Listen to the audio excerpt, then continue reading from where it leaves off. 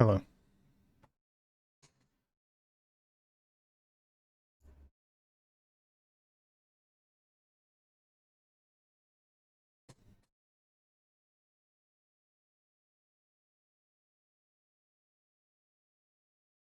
Uh,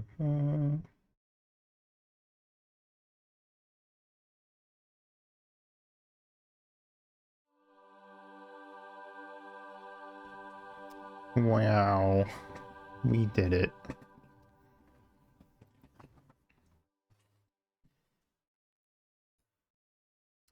All right. Let's see.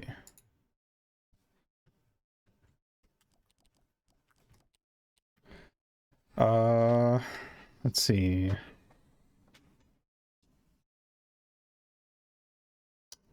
Wait, hold on. Oh, and it's gone.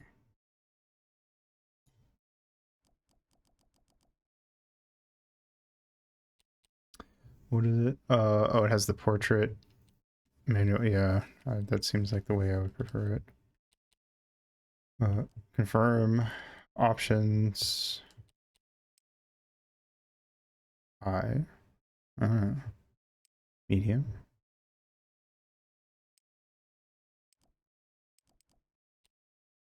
Uh,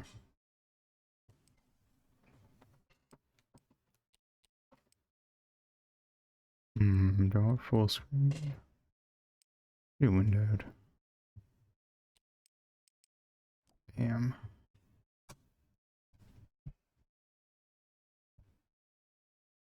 Oh, never mind.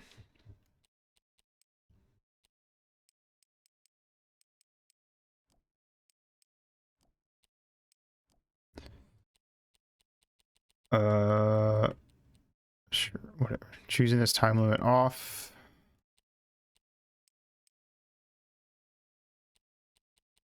It comes and goes.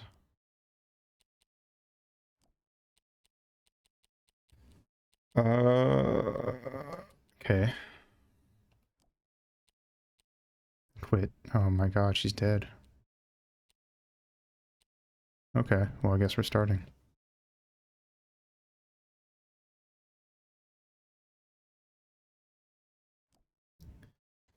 I don't know nothing about this game. Except that Nightwing redeemed it.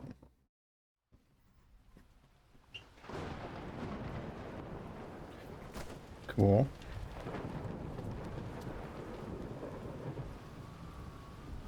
Arthurton, you'll never leave. Oh no. Ominous.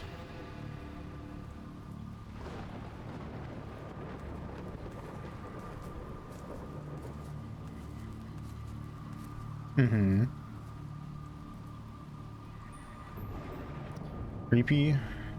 Totally normal. Okay.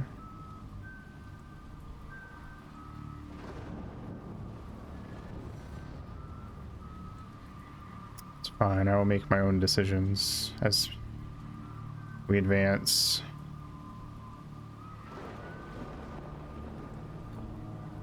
No swimming. Okay. Oh, that's fine. We've got a boat.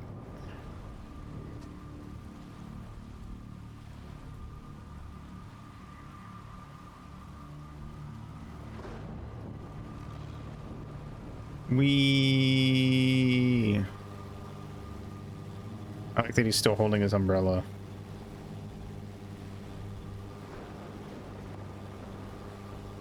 Uh-huh.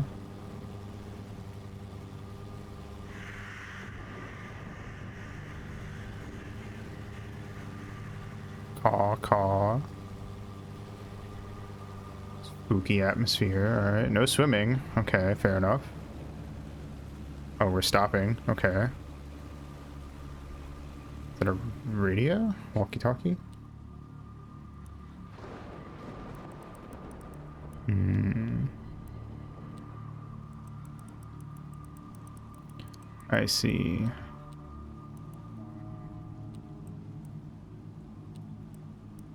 Ah.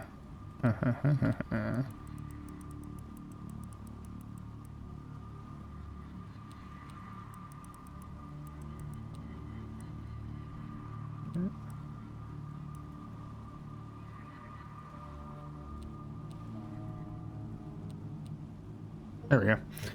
The Locksmith's Apprentice.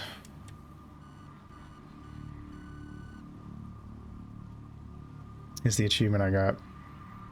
Okay.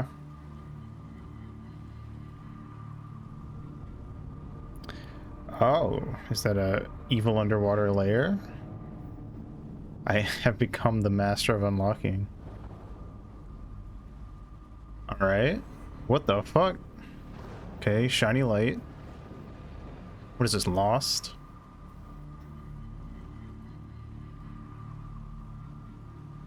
Okay, we're going in it. Okay, it's an elevator. Cool.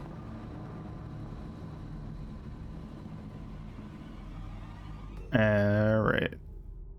And that's the start of the game.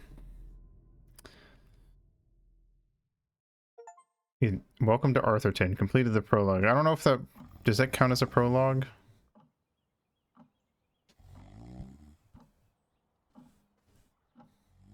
Sure.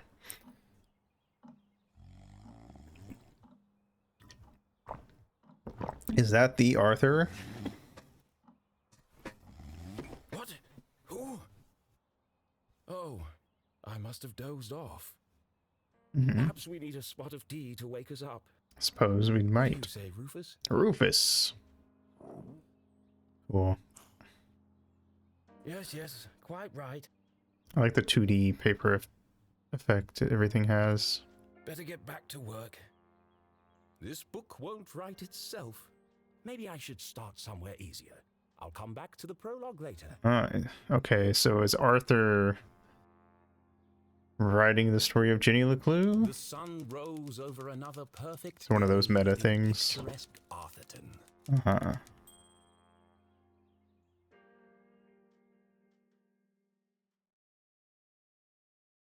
To the casual observer, Arthurton seemed like any other small, quiet town. It was nestled in a valley between two mountains, lined by lustrous forests. Okay. I don't even see the town.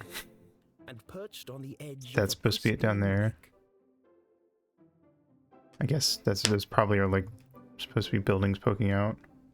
It had a main street with all the essentials, including a place to sip coffee. As you do. It had schools, a college, a church, and a police station. Kind of reminds me of a very similar style town that we got back in what was it? Night in the Woods. It even had a museum no one ever visited. It was the Cool. kind of place you might find anywhere on your travels. I hope this town also has an evil Maybe cult. unforgettable. But there was one thing in Arthurton that was unlike any other town in the whole world. Pharmacy and magic. Wow. Actually, it was a girl. Her name was Ginny LeClue. Jenny LeClue. Yeah. And she Title was drop. the world's greatest detective. Cool.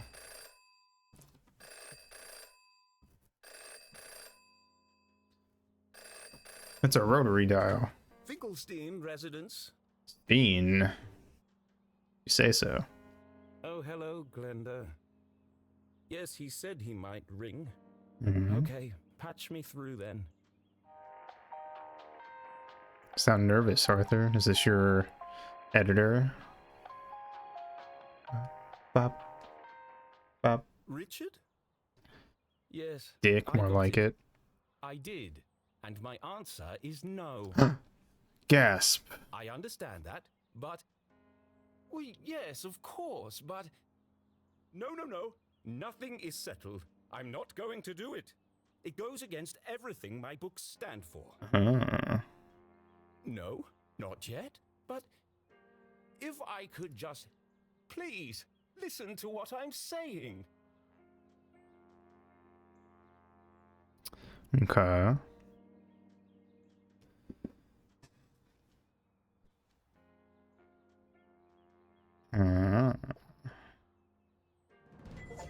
Gallery art. Okay.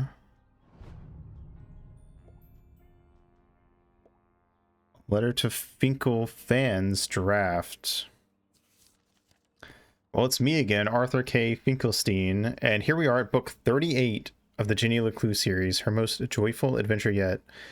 Thank you to all the new Ginny LeClue fans out there. You have both been incredibly supportive. To answer your questions, 1, despite any rumors you may have heard, of course the Ginny books will continue as long as there is ink in my pen and ribbon in my typewriter. 2, yes, it will be more of the same. I refuse to change my formula. Arthurton will always be a safe and happy place. Is this a list of like everyone who wrote in, I guess? Or maybe credits, I don't know. Anyway.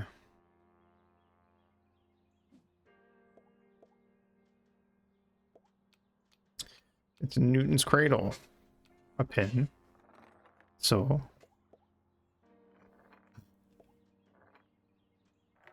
Nice. Pencil pusher. Achievement.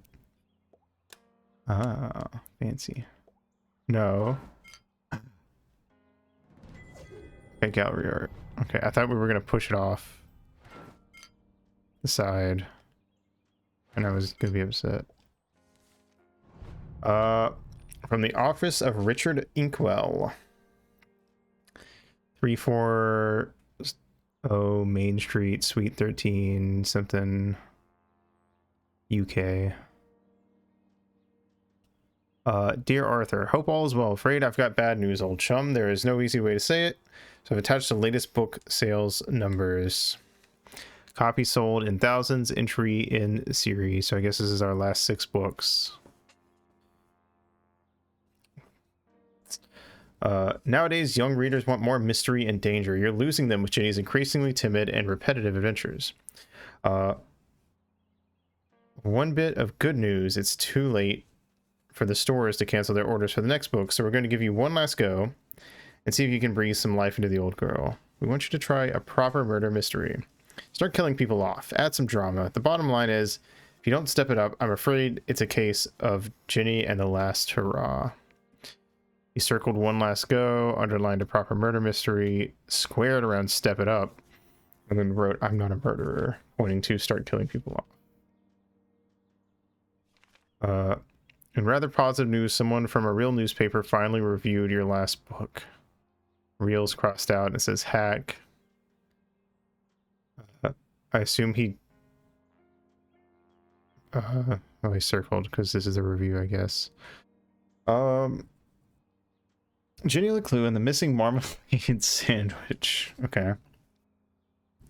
The 38th and hopefully last, goddamn, book in a series, which is very much past its prime.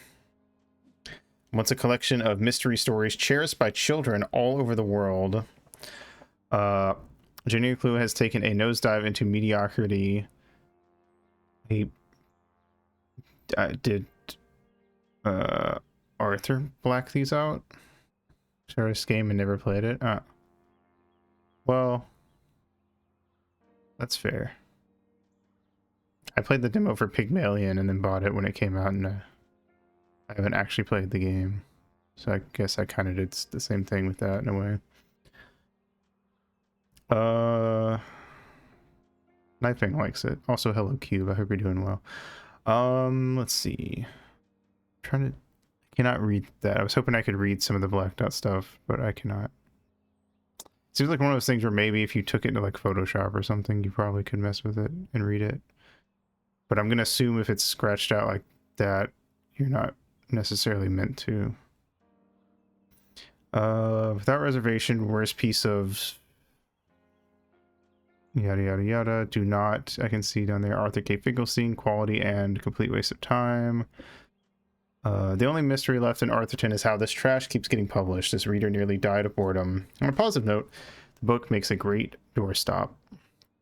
Wouldn't know a good story if it bit you on the rump, says Arthur. I took the worst bits out. Oh, okay. So that was our editor guy. I imagine all this might come as a bit of a shock, but we've got to move with the times. Throw in a murder or two, a dash of real tragedy, and who knows, maybe you've got one great story left in you. I'll ring you later to discuss. He underlined one. He's very upset about only having one more. Sorry about your career. Chin up though, eh? Richard Inkwell. P.S. Squash next week? At least you'll have time to work on that backhand soon. Ouch. I can't interact with the marker. Chapter 1. The sun rose over another... Yeah. What we just saw. Rip. Alright. The world's greatest detective. Okay. I guess that's it. I don't think there's anything else.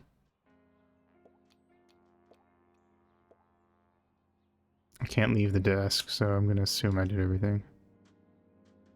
You don't understand what you're asking for. You want me to turn Jenny's world upside down?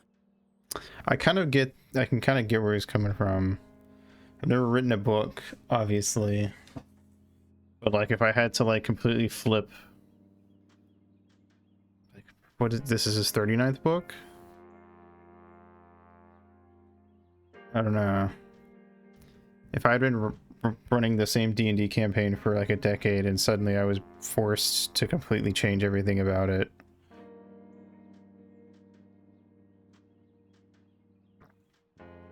This is an esteemed children's series, yeah. Right. I'm actually curious if that's going to be, if that's just a one-off thing here at the beginning, or if this is going to be a big commentary about like,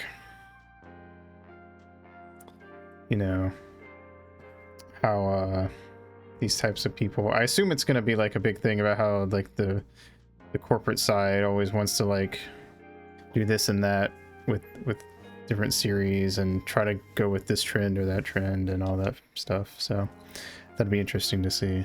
I'll wait until we get more into it to really give my opinions, but the whole let's have a children's series and add in super dark edgy themes is kind of like not, it's not like that isn't a thing that happens, you know. Obviously, based on what little I know, this feels like a bit of a more exaggerated version of it, but still, you know. Anyway. Kill off my characters and destroy everything I've built over the last 30 years? Fine. Uh-oh. I'll give you what you want. Uh-oh. But I warn you, I'm a stream of consciousness writer. And you have unleashed my fury. Good day, sir.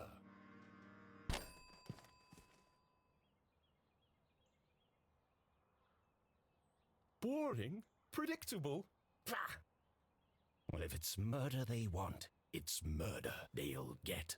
Bum, bum, bum.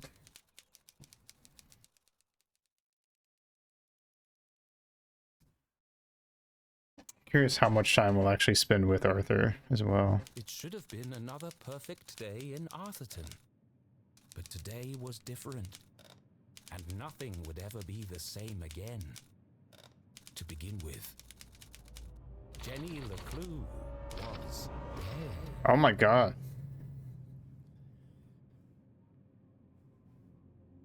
Oh, I didn't. Actually, I joked that it'd be funny if I did. Her eyes glassy and frozen. What cruel fate had befallen our beloved detective?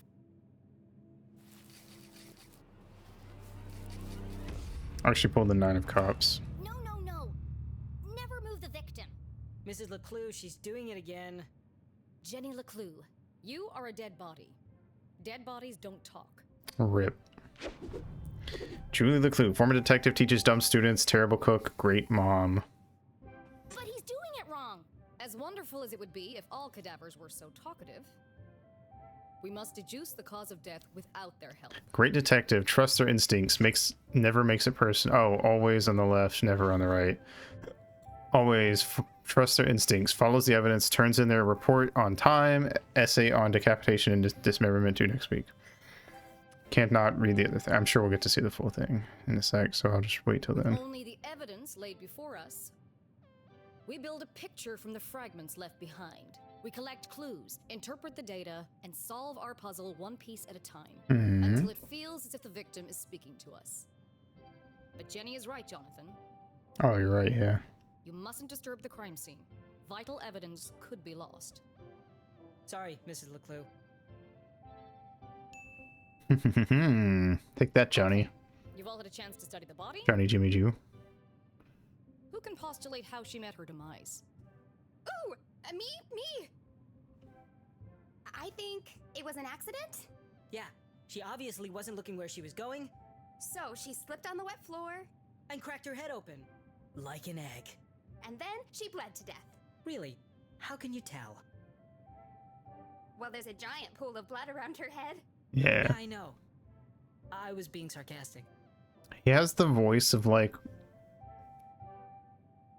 someone who would have one of those like not quite a stick figure, but like kind of very close to it type characters on YouTube. Like Zero Punctuation or something like that. Oh. Actually, you're both wrong. What? It was cold-blooded murder. Murder? Fuck. Not the murder. Ridiculous. Where's the murder weapon? Not the murder. There's no evidence anyone else was even here. Oh, yes, there is. It was murder. And I can prove it. The case of the dead lab assistant. Bum bum Jenny bum had bum read bum all bum the bum books. bum. She'd absorbed all her mother's teachings, Mhm. but there was nothing quite like getting your hands dirty. How many people get the chance to solve their own murder? Great question. First step in any good deduction was collecting evidence. Mhm. Seemingly insignificant details could provide a vital piece of the puzzle. First, I'll search the crime scene for clues. Then she'd Okay. analyze the data. And finally, Deduce the real cause of death. Mhm. First of all,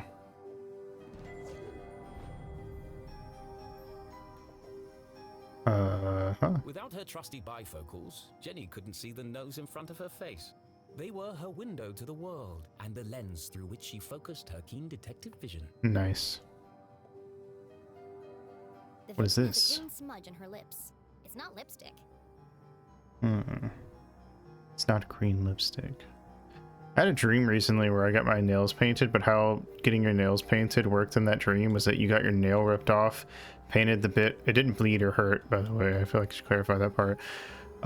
You would rip your nail off, and it would just be like blank skin, and you would paint the part that where that was, and your nail would grow back like 10 minutes later, but it would be completely transparent, so you could see the color. It did bleed and hurt. Yeah, well, you know, get good, I guess. It wasn't Jenny's style to I've never wear ripped anything accessories, off. but this hair clip was the exception. Its function as a lockpick had saved Jenny from a long night trapped in her school locker. She'd worn it ever since. Cool. Or high five. Hey, another one. I didn't see that one when we were zoomed out, actually. Hey, another one. God, this is so good at this game. Okay, shoes. Approximately 8 sizes too big.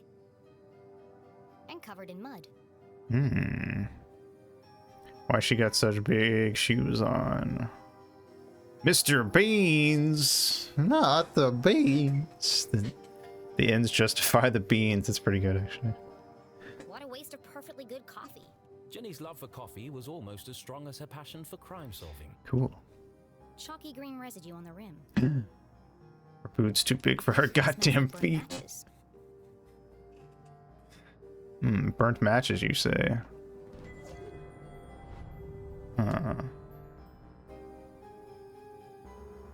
Interesting. There's no doubt the victim lost a lot of blood. Indeed. Okay. The floor is wet and slippery, but also immaculately clean. Perhaps it's not clean from whatever made her fall, but from what they did after the death. Jenny's blue sweater was scruffy and quite uncomfortable. Oh, there's a tear in it But her too. grandmother had knitted it, and so it was her favorite. Nice. The more I it feel that. itched, the closer she felt to her. I've seen enough.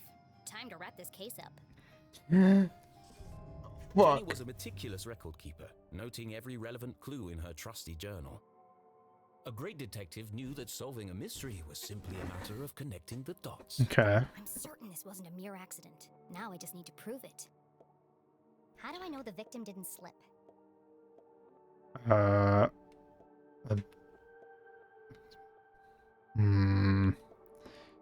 Or is wet and squeaky clean, not a mark on it. The victim is wearing giant muddy boots. Sweater is old and itchy. The victim is lying in a fresh pool of sticky blood. Gross. The victim is wearing thick-rimmed glasses with a strong prescription. How do I know the victim did not slip? But this is going to be Ace Attorney, where like sometimes I know exactly what it is, and sometimes it's so obvious, but I don't know. Also, the problem with some of these is that sometimes the logic of like why a thing is wrong can be weird. Like I would go, okay, well, no, never mind. That doesn't make sense. Never mind. I was gonna say, is the sweater wet, but it wouldn't be wet from the water. Or maybe it would. I don't know. What for? There's two things. The victim is wearing giant muddy boots. That is weird because there's no mud on the ground, obviously, and the wet floor. I guess those two things combined. That's what I'm gonna go with.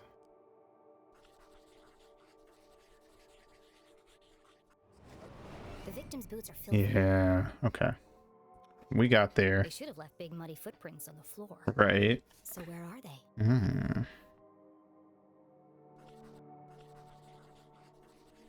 Someone else was here, but who? Either someone washed away her footprints, or she was carried here. Gasp. I got an achievement for getting it first try. Okay, that proves she didn't slip. So how did she actually die? What Okay. was the real cause of death? The victim is lying on a whoop. The victim's lips are dry and crusty and stained green. The victim is lying face up. I'm going to go with the coffee and mouth. No coffee left, just a chalky green residue that smells of almonds. Doesn't cyanide smell like almond? No, wait. Maybe? Maybe I'm thinking of something else. I feel like it smells like something. Okay.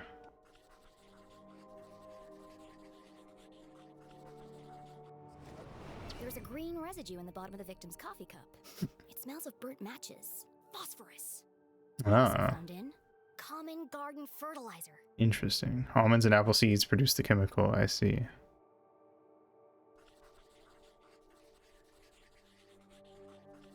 So you're saying I should eat a handful of apple seeds? Her coffee was spiked with fertilizer. Someone clearly wanted her dead. Solved. Ah, the case of the dead lab assistant. Eat like 10 pounds of almonds to be effective. Yeah, I mean, they wouldn't sell us apples with the seeds in them, or all bags of almonds, obviously, if there was a problem. Gone before her time. Was it poison? Yes. A blow to the head? Yes. An accident? No. Certainly not. No footprints in an unshattered mug? She was killed somewhere else and carried here. This is the story of a scorned ex-lover. Jenny? The gardener enacting his revenge. Oh no. Jenny! A deadly brew of fertilizer and caffeine coursing through the veins. That's quite enough, thank you. What happens to the gardener? Is this gonna be on the test? Remember, class, even the smartest criminals make mistakes. This is how True, I we didn't catch think the about killer. that. To be fair, it's not like I haven't dropped like similar types of things before. Because you could say, oh, it would have been broken, but like I feel like you could fall in a way where you wouldn't fuck up the mug. especially if it's a really good mug.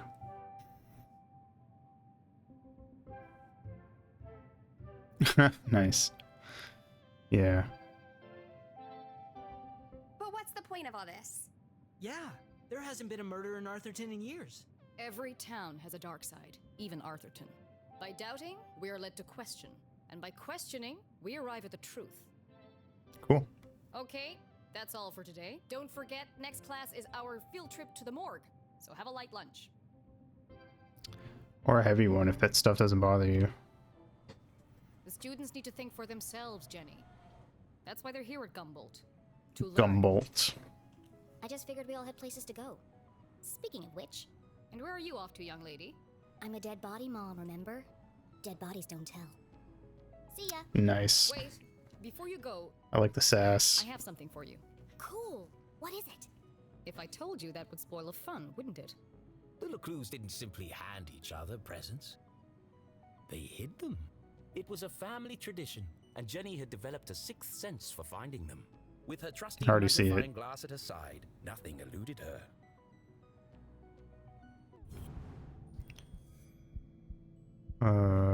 What? A new journal. To Jenny, there was nothing better than the aroma of a fresh leather notebook. Fair. It smelled like mystery. Without Sniff, missing a beat, sniff. she did what any detective worth their salt would do. She decorated it. Cool. I love nerds. Neat.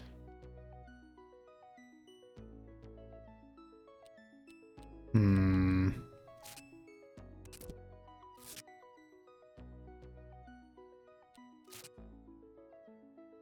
Ah, I see.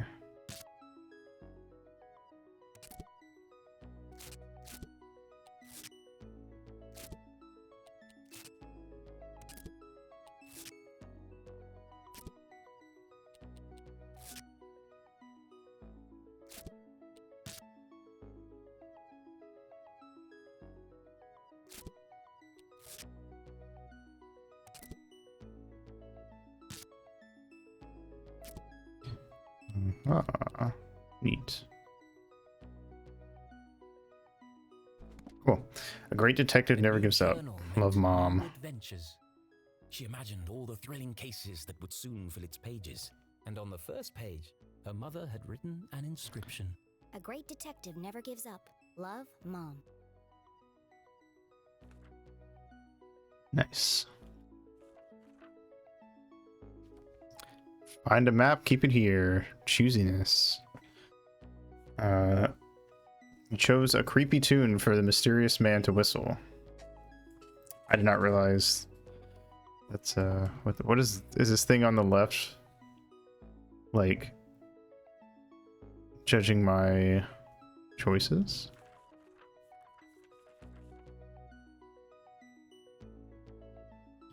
Huh.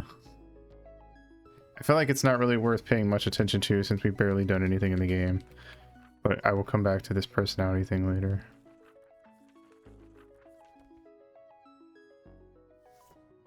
I love it. Thanks, Mom.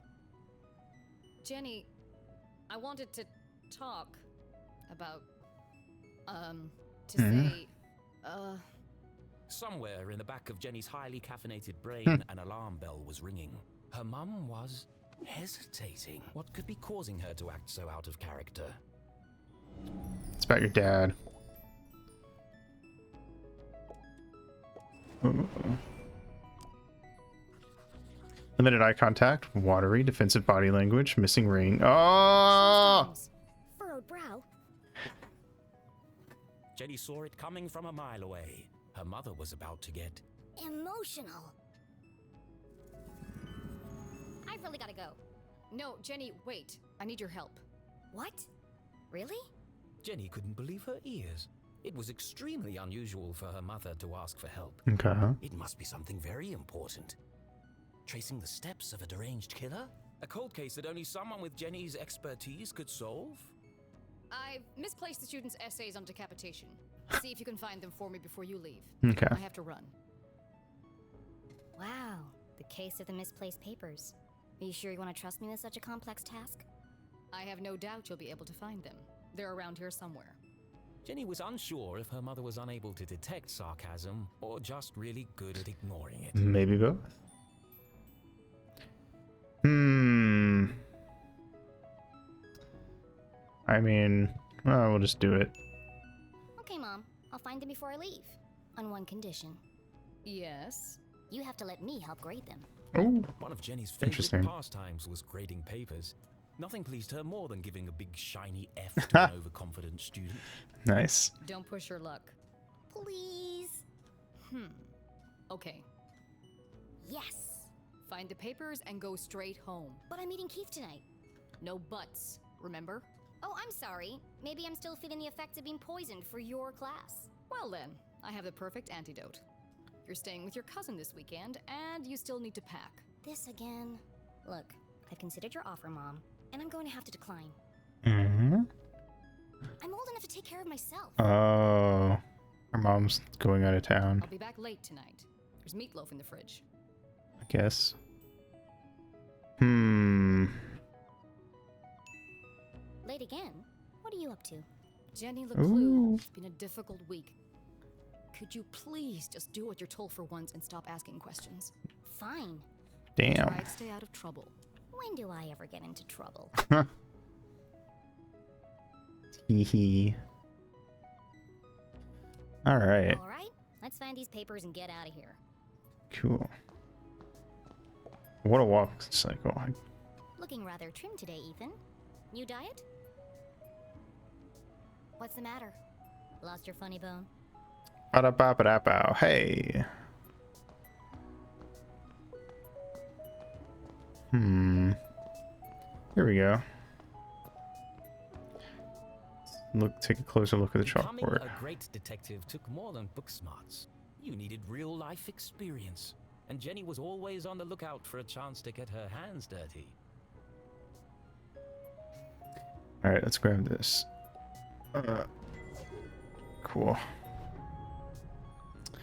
A great detective always trusts their instincts, thinks like a killer, knows when to ask for help, turns in their reports on time, and follows the evidence.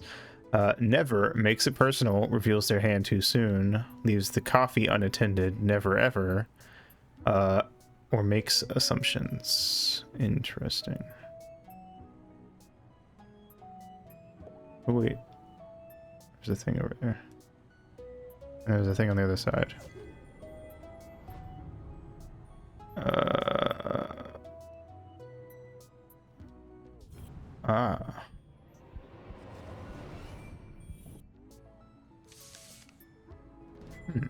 It's one of the students' term papers. You can tell by the terrible handwriting and erroneous conclusions. I have terrible Mom must have put them handwriting. behind the chalkboard.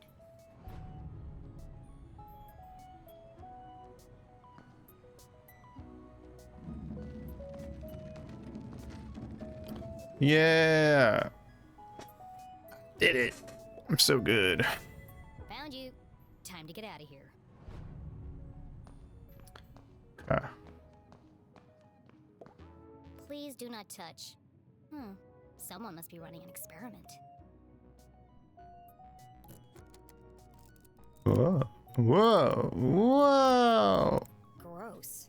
Pretty soon it's gonna sprout legs. It's gonna sprout legs and then go off to get a job. Cool. Huh. Okay.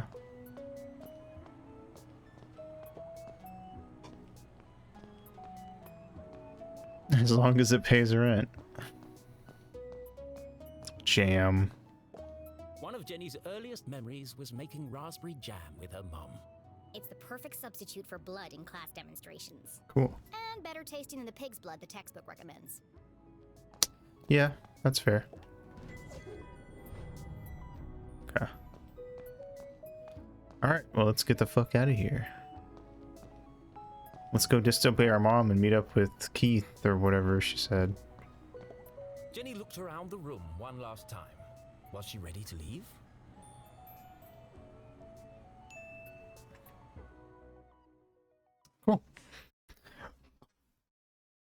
Decent she tutorial. wasn't really dead. That would be silly. No, Jenny was alive and well and ready for another perfect day in Arthurton. Great. And nothing bad happened, right? Jenny, kill it! Oh, I got away. Gumboldt College.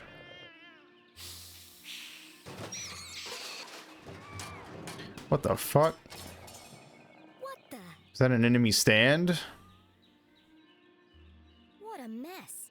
I should investigate. Agreed. Why are her why do her legs taper off? Oh, that's like a, is that like how they draw girl legs? Because the guy's legs don't do that, but the girl's legs do. Unless the implication is that the pant legs are covering up where the guy's legs do that. Maybe. Aha.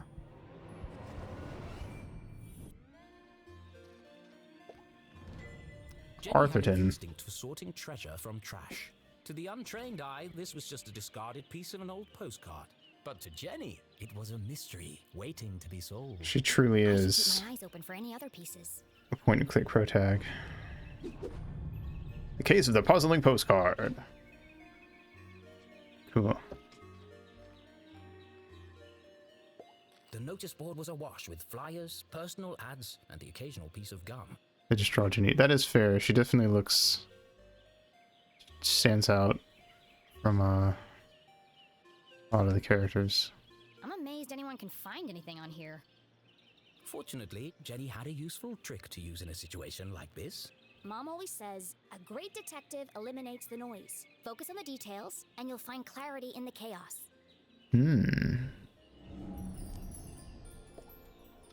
Oh, that's what this is when it tells me to tap a few times. Okay. Mystic Healing with Gloria. Monthly Meetup Stargazer Society. Textbooks for sale slightly chewed. Pop-up party project this Tuesday. Missing Cat answers to Trevor. I wonder if anyone else reads this junk. Hold on. What's this? Town Notice. Curfew. No, they've extended curfew hours again. Stay safe, stay indoors, 9 p.m. to sunrise. So 9 p.m. seems kind of, I guess depending on the time of year and when the sun sets. I was going to say I would expect it to be sunset to sunrise, but... Please pardon our mess while we improve your power grid. During this period, you may experience the minor inconvenience of daily blackouts. 9 p.m. to sunrise? That's ridiculous. But necessary. Power outages had become a Yeah, regular yeah. occurrence in town. It was dangerous to be wandering around after dark. It won't be long before we need a permit to go out at all.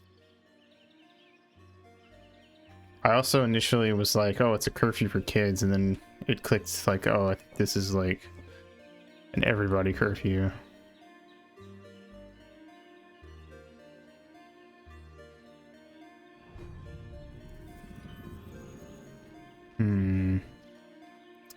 Lame. The fuck? That's definitely an enemy stand. Hey, you! Oh, hi there. What are you doing back You're the there? same voice actor. Well, I was pruning. Pretty Then I sure. discovered the cerulean bugberry bush. Discovered? These bushes are all over Arthurton. Actually, this is an incredibly rare bloom. There's nothing rare about Arthurton. I beg to differ. Arthurton has many beautiful and exotic plants.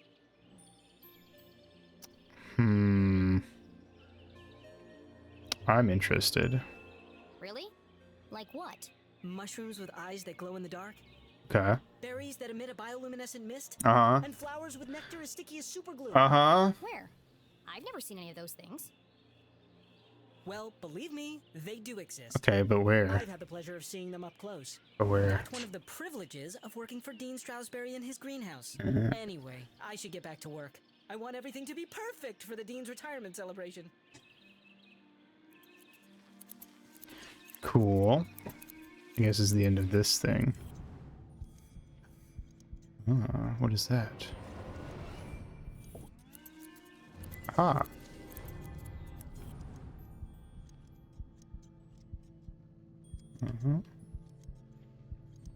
Nothing else? Okay. Cool. Interesting that the walkway, like, they just get like more and more transparent.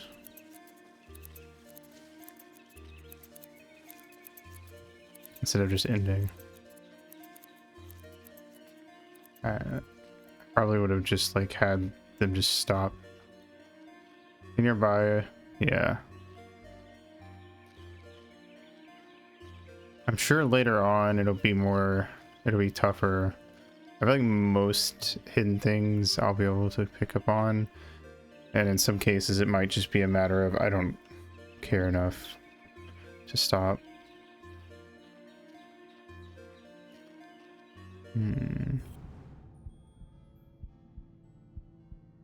I don't know. I thought maybe we'd interact with that too. I guess it probably says a lot of the same stuff.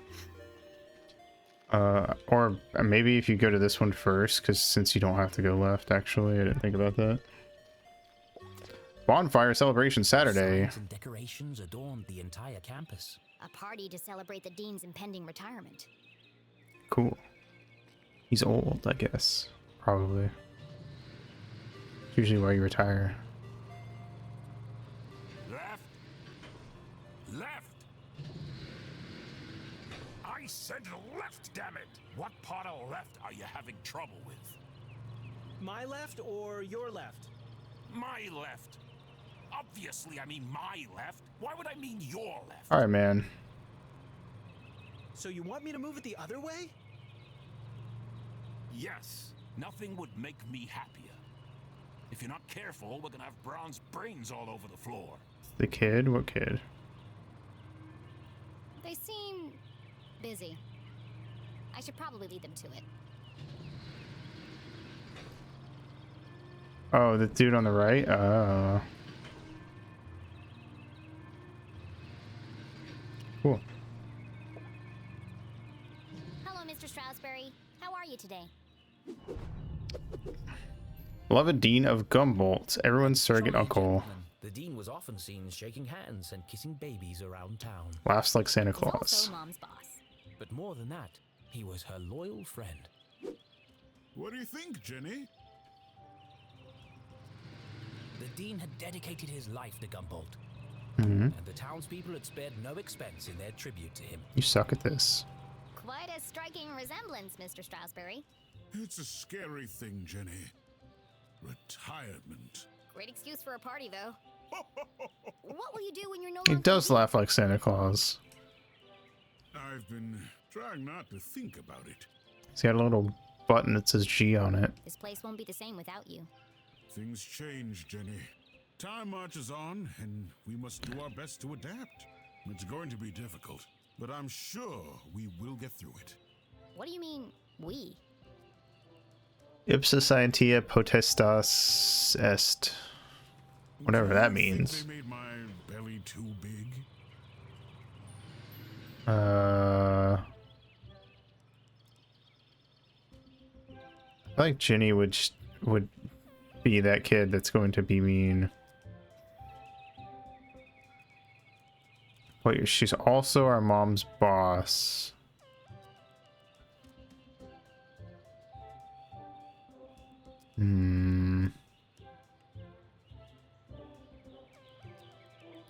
That's true. He's a family friend. That's a good point. He has a spoon in his pocket. That's it. It might be all those bronze pancakes, Mr. Stroudsbury. Ha! No legacy is so rich as honesty. You are a clever one, Jenny LeClue. Ba-da-ba-ba-da-ba.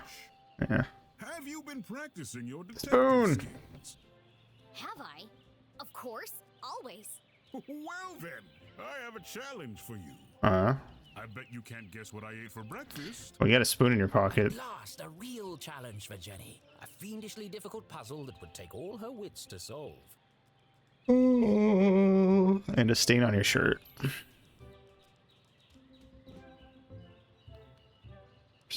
Sure. Well, okay. Anything for you, Mr. Strasberry. Oh, how wonderful. But first, I need to ask you a few questions. Question 1. What did you have for breakfast this morning? Just like zooms in on him, he starts sweating.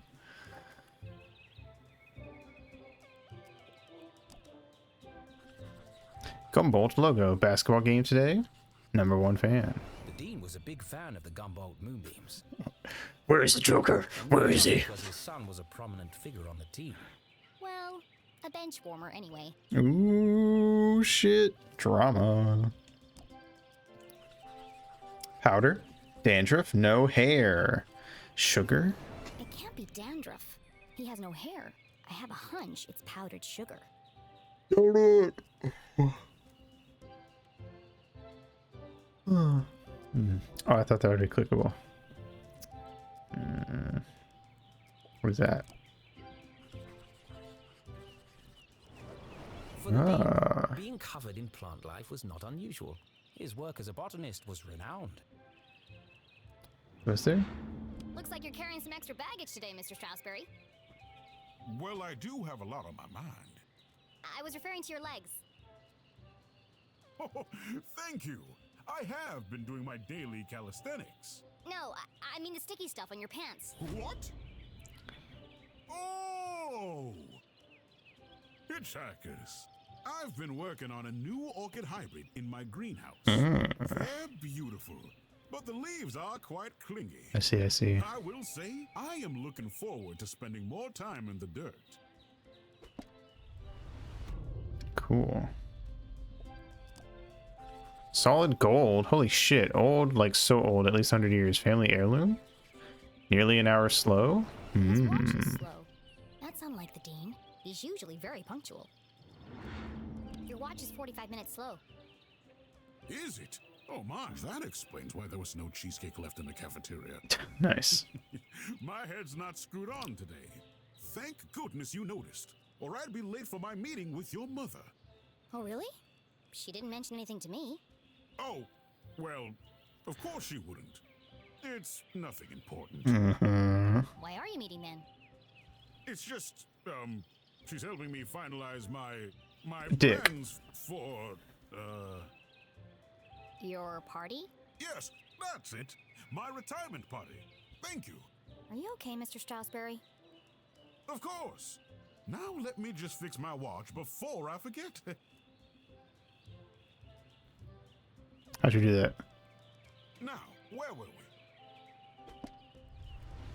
Magic. Oh.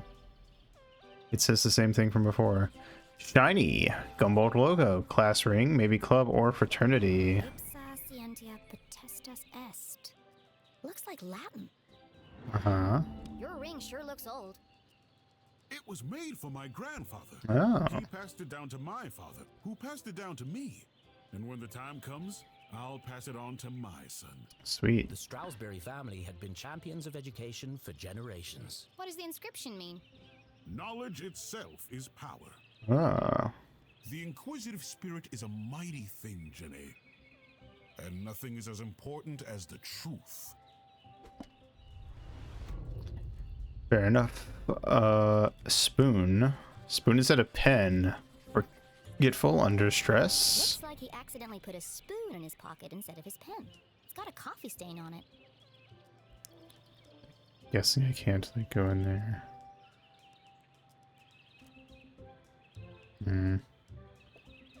What the fuck? Oh. Cool.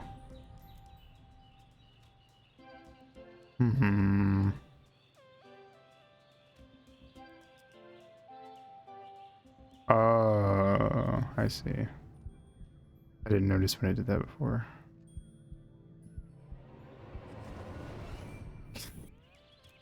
It's a magic trick. Okay, blood. Salty? No. Sweet. Seeds. Texture and odor equals fruit. It's jam! The Dean didn't button his shirt properly. It looks like a bloodstain, but the seeds indicate otherwise. I'm missing one more thing.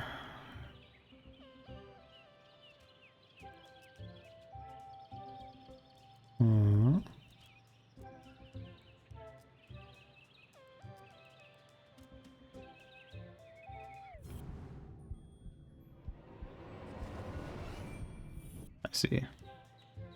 I'll get more used to that later, I suppose.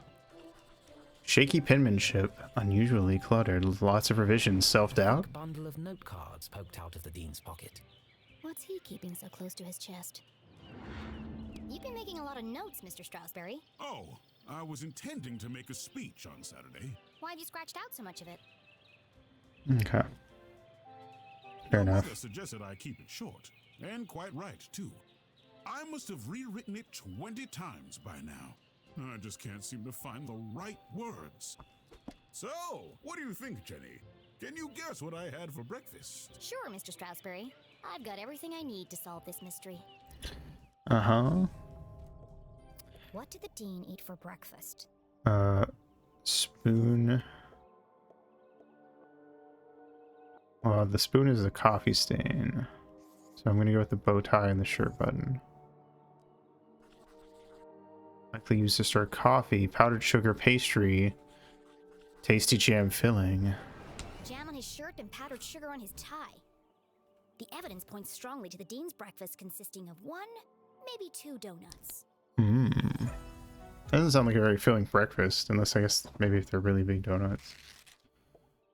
What else can I tell about the dean's morning? Spoon, pocket watch, shirt button. Normally carries a pen, 45 minutes slow, forgot to wind. All signs of a distracted man, rare for the dean, preoccupied. The dean had neglected to wind his pocket watch. The act of a distracted man. This resulted in his whole routine being thrown off. Understandable. Which might explain why he has a spoon in his pocket instead of a pen. Cool. You had a donut for breakfast. Yes? I'm guessing... It had seeds. I would think strawberries. Normally to give his space to his son. Oh yeah, I see. strawberry. How did you know? Yeah, but they don't have... That part was easy. You always have donuts for breakfast. I don't know. But something else caught my attention. Wouldn't a strawberry seed be bigger? Oh? I think you have something on your mind, Mr. Strasberry. You are usually a picture of precision and punctuality. Also, his name sounds like Strawberry. But today, there's a spoon in your pocket and your shirt button is undone. My, you really are a LeClue. Your father would be so proud. Thanks. Well, Oof. I should be going. I'm meeting your son by the lake. Cool. And I'm meeting your mother in the library.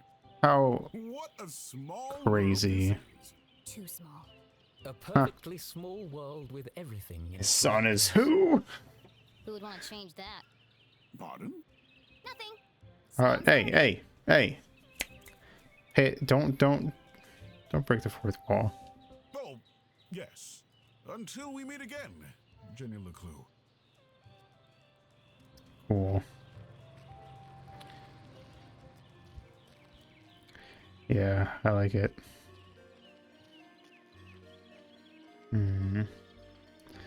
Alright, I'm gonna pause here and go take a break. So we'll be back in a few. Maybe. There's a button to run. Oh, okay. Good to know. I will start running when I get back.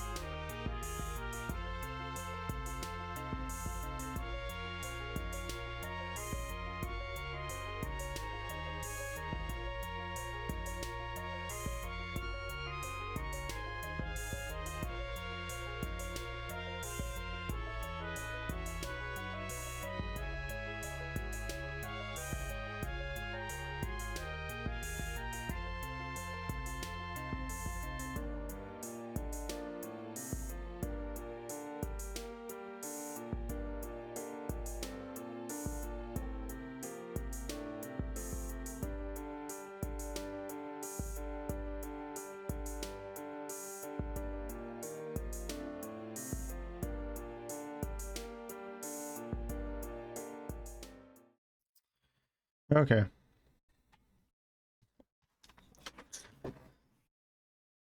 Mm-hmm.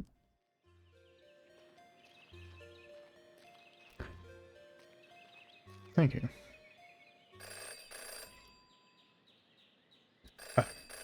Phone call to a phone booth. How Well, odd. that's not creepy at all. In her short time as a detective, Jenny had learned never to ignore a ringing phone. Fair enough. Hello. The dog barks loudest before the dawn. Okay. What? CJ, is that you? The dog barks loudest before the dawn. Really? This again? It's me, Jenny. We don't need to do this. I have no idea who you are, and I know no one by that name. The dog barks loudest before the dawn. Fine. The dog barks loudest before the dawn. Remember this? Oh no.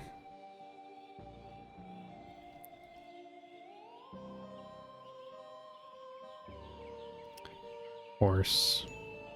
You can lead a horse to water, but you can't make it cook a 5-course meal. Good. The wind blows strongly from the east.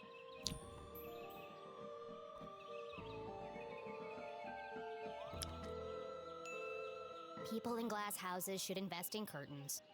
We're gonna pick all the left options. The evening sky is full of fireflies.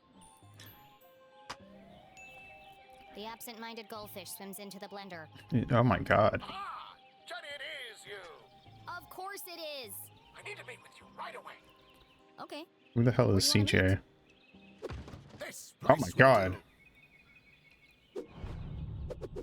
Conspiracy theorist frequently jailed for public outbursts. Everyone in town knew that CJ was mad, even dangerous. Questionable grasp of reality. Oh boy.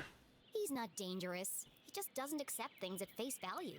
Sure, he's a bit fixated on extraterrestrials, but at least he's passionate about something. What is this, dawned it on? CJ and Jenny certainly indulged each other's obsessions. But most of all, CJ treated Jenny like a colleague. But we're his one friend. Oh And not a boy. little kid. CJ, why did we go through all that if you're right here? It's a good thing this is a funny little video game and not real life, otherwise this would be weird. Be careful. Are you sure you weren't followed? Who would be following me? Shh. This place is compromised. We don't have long to talk. Mm-hmm. Now, what did you want to talk to me about? What? You called me. Did I? Oh boy. Why? It's gonna be one of those. Talking to CJ was a bit like navigating a Free maze. Shavakadu. Free Shavado Hall. Oh my god. You had a rough idea of where you were headed, but you couldn't be sure you'd ever get there. I'll help you figure it out. The interrogation of CJ.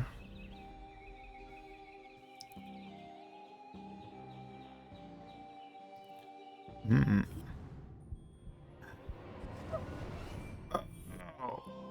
Oh.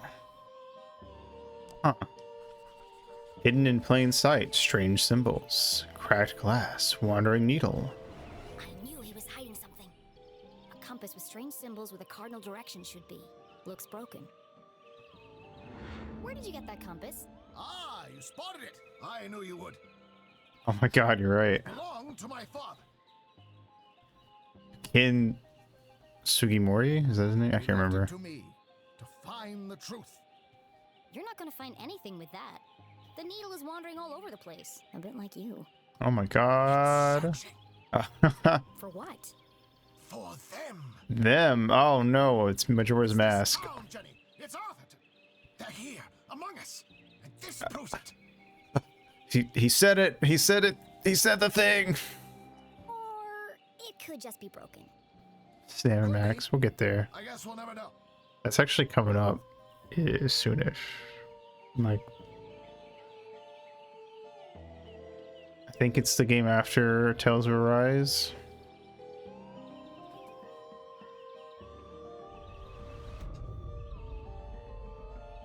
So it will be a minute, especially if people. Uh-oh. Let's see. Especially if anyone else redeems the game while we're playing Wind Waker Tales, but.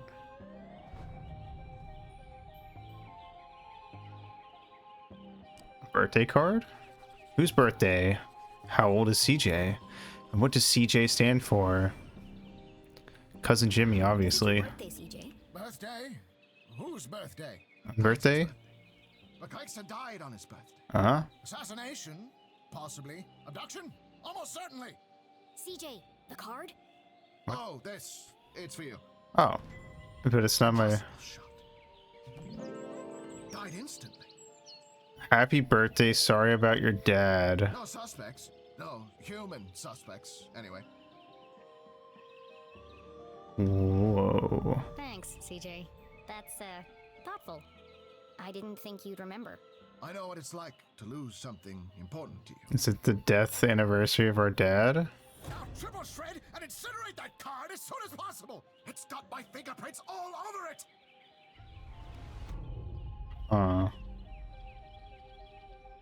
How did he know our dad? Was he crazy before our dad died? Among Us. Tucked in socks, not a good hiding place. So right. What's that sticking out of your sock? Ah, that's what I wanted to talk to you about. I intercepted a secret message. Classified intel. Uh-huh. Proof, Jenny. It's happening again. It's time for us to join the fight. Okay. Aliens are among The us. kind of pamphlet he usually makes. And they are coming for your pets. You prepared? Will you answer the call? It's been professionally printed. Could CJ finally be onto something?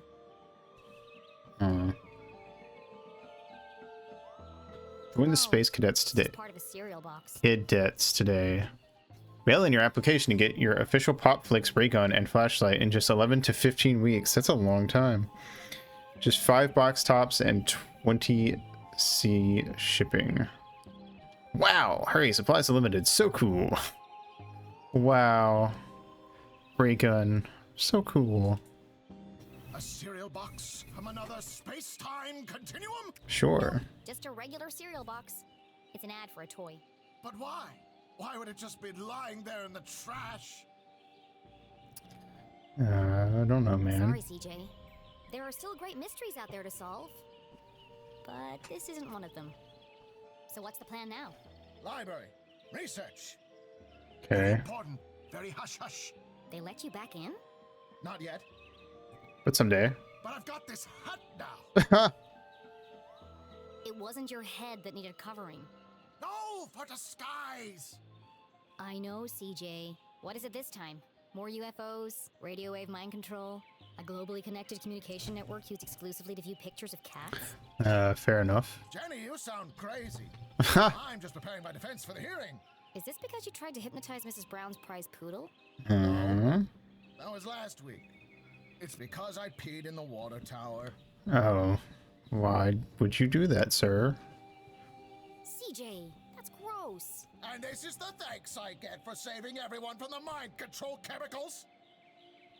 Well, I guess I'll see you later then. But CJ was gone. How do you do that?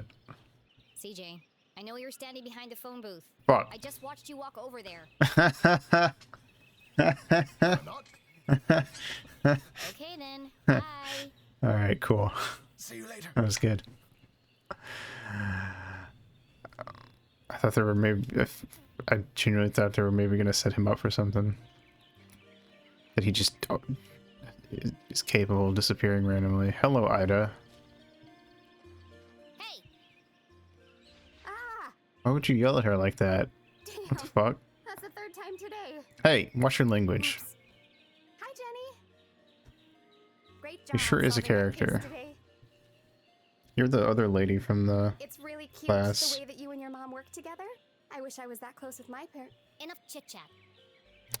Don't say the P word. My dad's dead. Oh, yes. This is the real deal, hot off the press. I haven't had a chance to distribute these yet, so keep them to yourself.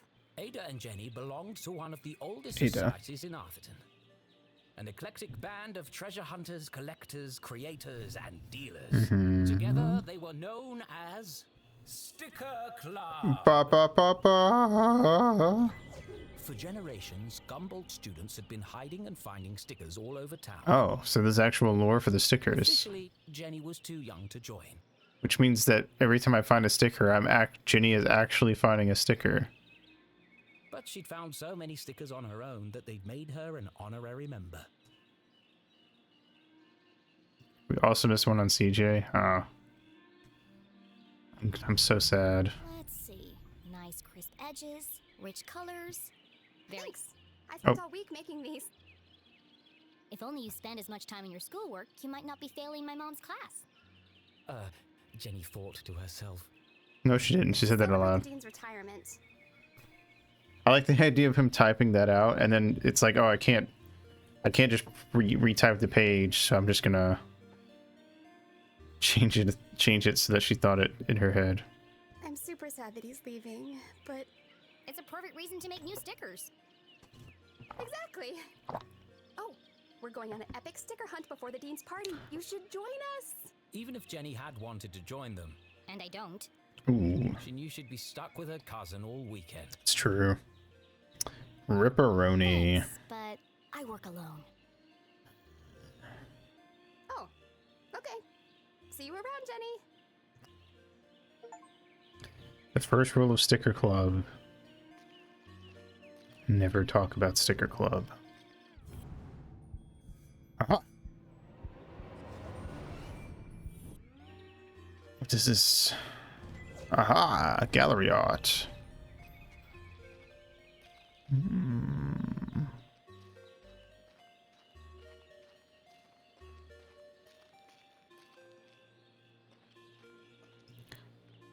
Oh, it was Bit Baby. Oh my god, we're putting the team together.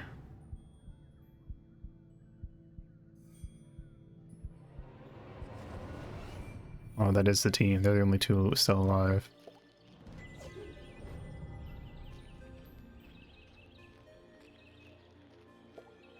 Lake Nowhere, 1 mile. Leave. Bit Baby and Spoon just sitting at the top of Mount Silver. Stop! What? Perfect. Hold it right there. Is that perfect? Okay, let her go. I don't feel like it is. Okay, yeah.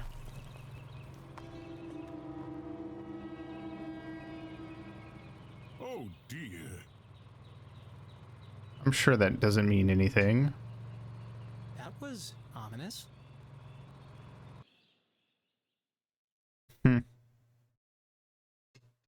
Detective for hire.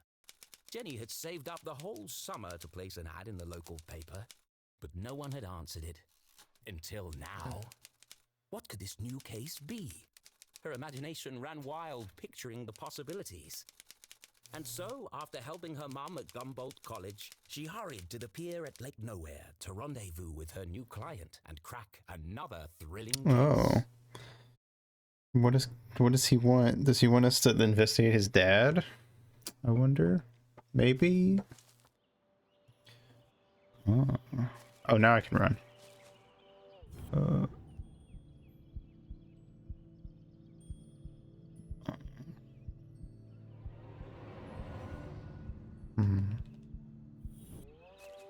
Says there's something, but I don't see.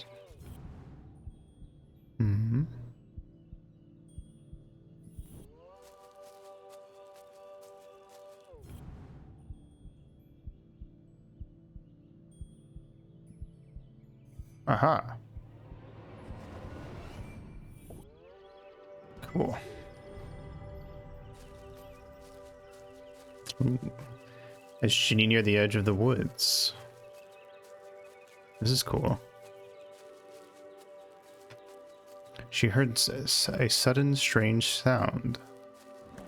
Ah! What the? Hey, kid! Watch where you're going! Hey, screw you! Your wrench nearly cracked my head open. Yeah. Oh no! It's not damaged, is it? That's my lucky wrench. Yeah. He's got a dragon tattoo. Yeah, lucky it didn't kill me. Well, yeah, because the lucky. If it had been a normal wrench, she'd be dead. When's this upgrade gonna be finished anyway?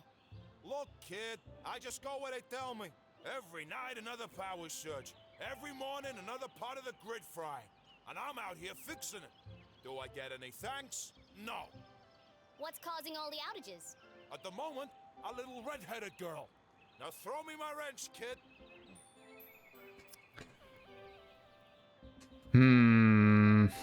I have more questions. Looks like I have all the leverage. So tell me, what exactly is taking so long with these repairs? Apart from shoddy workmanship, that is. Hey, we're busting our butts to keep your lights on. These lines should be lasting for decades, but they're burning out after just a few weeks. It's the strangest thing. Anyway, toss me my wrench, but be careful. It's a family heirloom. But what could possibly be using that much power? You're killing me, little girl. Arthurton's a tiny town. The mines are practically shut down. So what could it be? Surely. All I know is sorry. I got 3 more jobs today, and I can't finish any of them without my wrench. So, will you please just give it back already? Fine. I've got bigger fish to fry. Well, we tried. That was a good throw. Thanks, kid. Sweet. Where is this man's?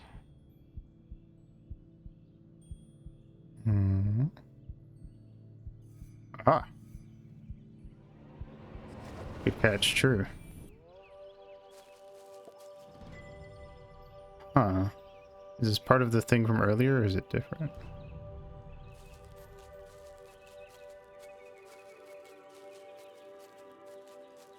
As Jenny stepped out of the dark forest, she saw warm sunlight reflecting off the cool lake. Hell yeah. And next to that, something even I cooler. wonder if something scary is going to happen in the dark forest later.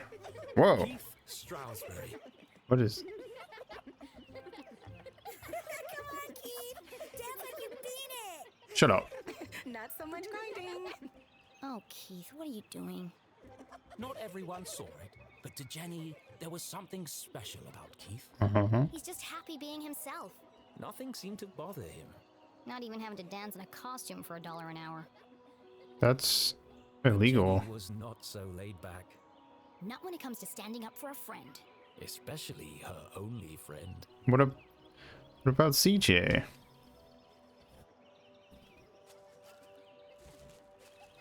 It's fucked up. Huh?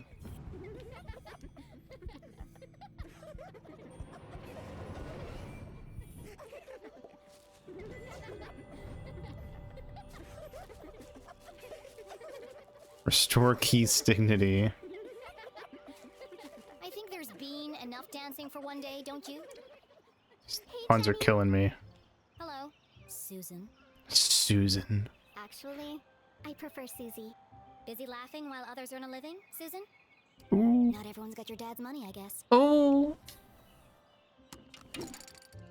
Jenny, hi. Bro. Why you got giraffe neck going on? With intense, mysterious eyes.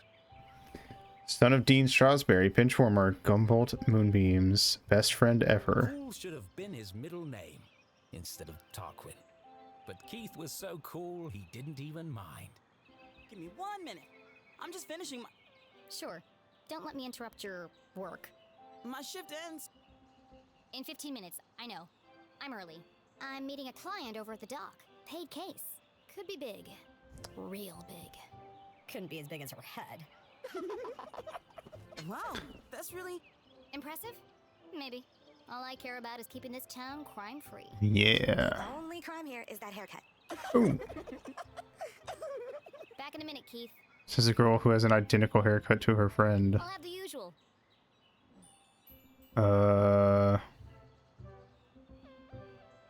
Chinny feels like she would have, like, she would drink black tea. Even if she didn't like it. But she does like... There is a canon answer to this. Too bad. Straight up and hot. Nothing fancy. You got it. Did I say tea? I meant coffee. Sorry, I don't drink coffee.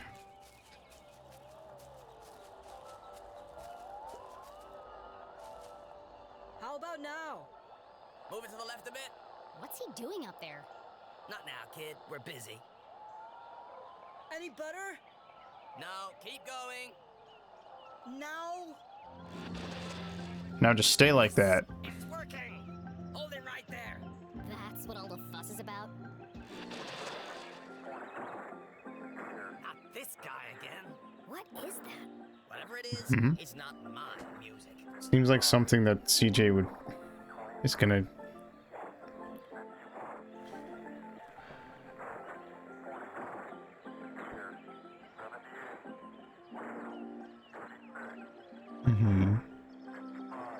You're right. Maybe it's jazz. I'm trying to listen. It's numbers. I'm the DJ. I'm in charge. When's this party getting started? First we got CJ and now we got DJ. What's next? EJ? Oh, just a few more minutes. How are we supposed to dance to this? I think we're losing them. Another station must be interfering with the signal. But there aren't any other stations in Arthurton. Wait!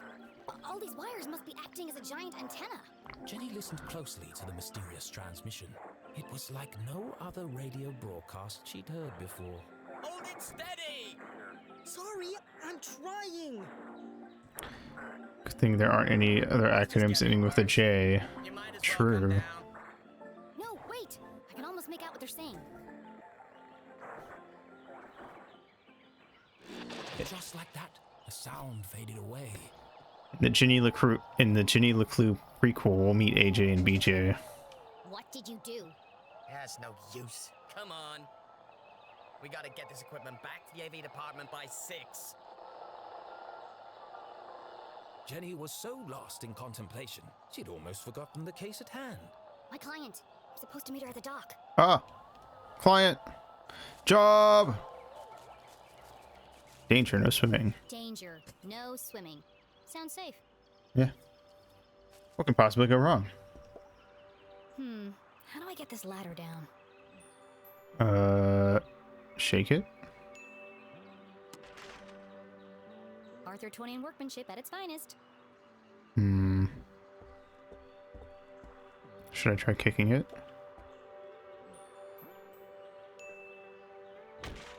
Didn't work either. Ba-da-ba-ba-da-bow. Hey! Aha!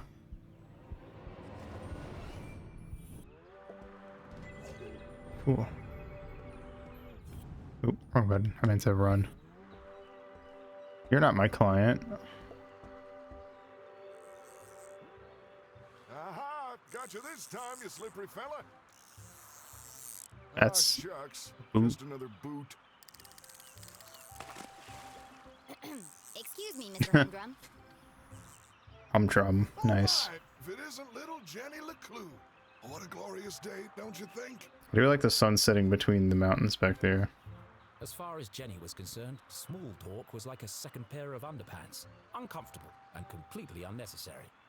I feel you there, Jenny. Mom always says, create a good rapport and they'll reveal everything to you. So she gave it a shot. How's the fishing? Oh, the fishing's great, but the catching is bad. Oh, getting her old boots and strange bits of metal. But just look out there, Jenny. She's got that wonderful afternoon glow. No one knew why the lake glowed at night. Don't worry about it. And few were brave enough to swim its murky waters. I mean, I wouldn't either. What lay beneath its depths was the stuff of myth and legend. I would drink it though. Somewhere out there lies the giant red herring, or so they say. I get it. No one's ever caught one. Sounds fishy to me. Well, if she's out there, I'll catch her. Someday. But what if the red herring isn't a narrative red herring after all? Well, now that we have a good rapport... What if it's actually plot relevant? Wouldn't that be crazy? But she's down there on the ridge.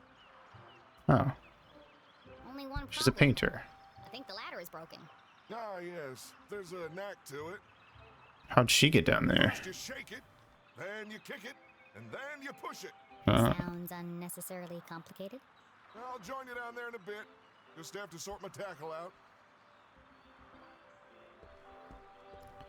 Cool. Well, I shook it and I kicked it.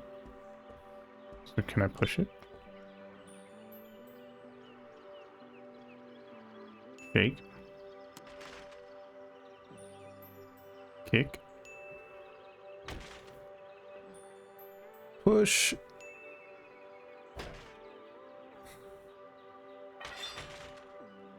Yay. That did the trick. Do do do do do. Scooby doo doo.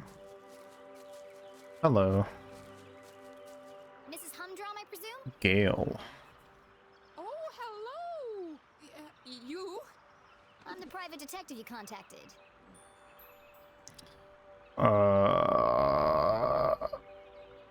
S-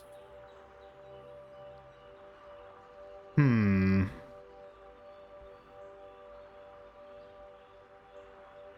Credential sounds more professional, but I don't know if Ginny would have anything she could use for that. I mean, she probably, I'm sure, I assume this is one of those where you can choose either. I'm just debating which one makes more sense to me. I feel like Ginny doesn't like secret code, seem to like secret codes very much, but then again, maybe that's just specifically with CJ. You know what? Fuck it. Credentials. Jenny LeClue, at your service. I'm here to solve your case. Cool. Who is it, Dan? It's Jenny, dear, the LeClue girl. She doesn't see so well without her glasses. Hmm. Oh, hello, Jenny. I'm afraid I Wait. don't see so well without my glasses. Should you be painting without your glasses? Nothing wrong with her hearing, though. What did she say? I said there's nothing wrong with your hearing, dear. Oh, no, thank you. I've already eaten. Okay. I believe you have a case for me? We do. We do. Great. So what's the trouble? I don't think this lady should be too far from her husband at any given time. Haunted by the ghost of a former lover? Worried you're being poisoned by a mad uncle?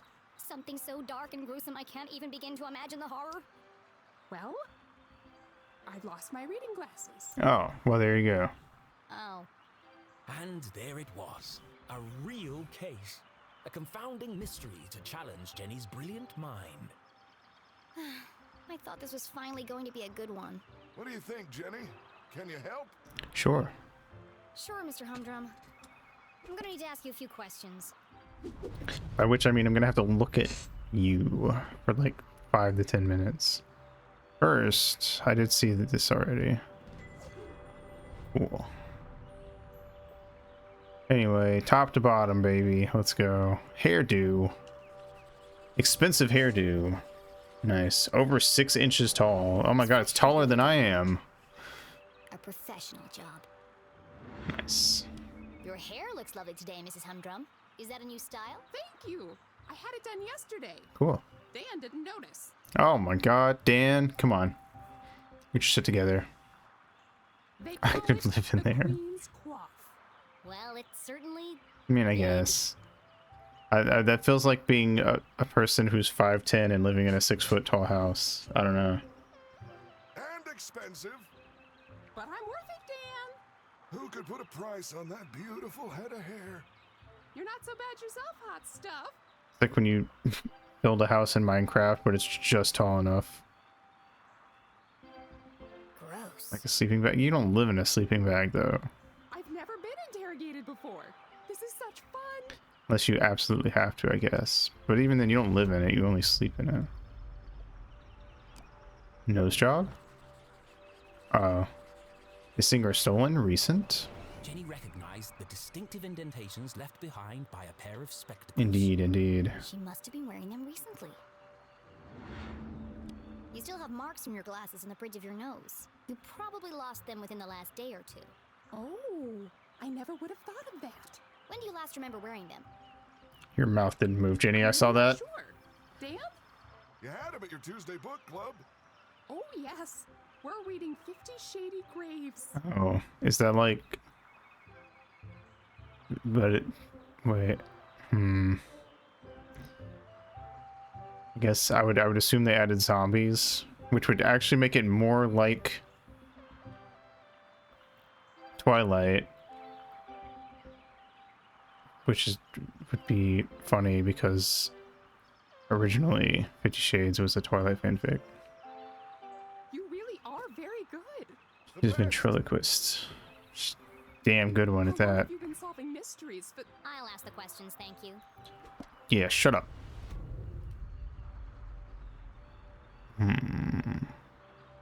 Another one. Twilight is a Harry Potter fanfic, and Harry Potter is its own fanfic of stuff. What do they want me to zoom in on?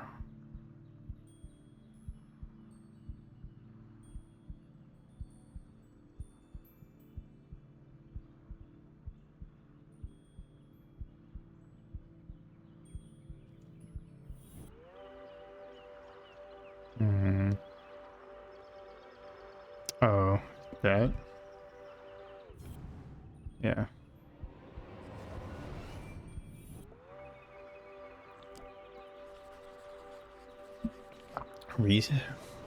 A risk taker. Through the hole in the fence at Grubman's to watch the races. She could understand why the dogs ran so hard. They were chasing the promise of food.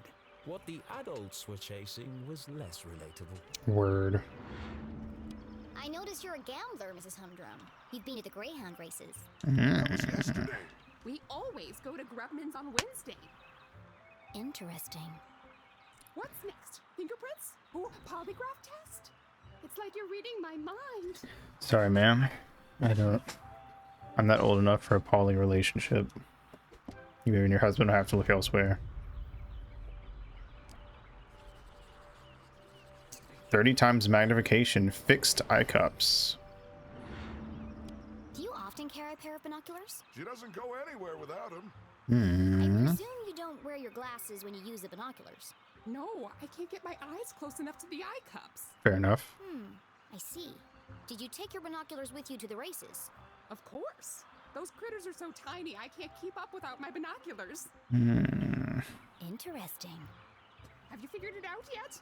I have. Is killing me. We gotta finish doing all the clues. Advanced mixing technique. Nice use of colors. Phthalo blue. Strong smell of turpentine. I expect you're finding it difficult to paint without your glasses. Oh no, I never wear them when I paint. Huh. I like to feel the canvas, to interpret the colors. She's an incredible painter. You should have her paint you. Thanks, but I don't mix business with pleasure. I feel like you know more about me than I do.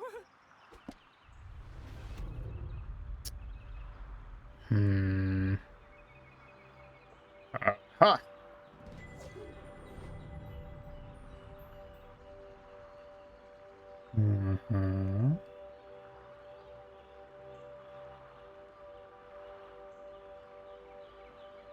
Okay. What am I missing?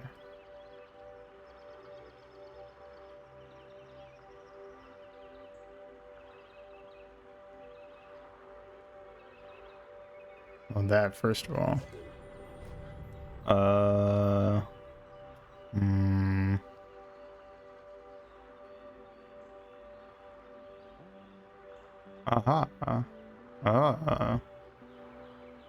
This.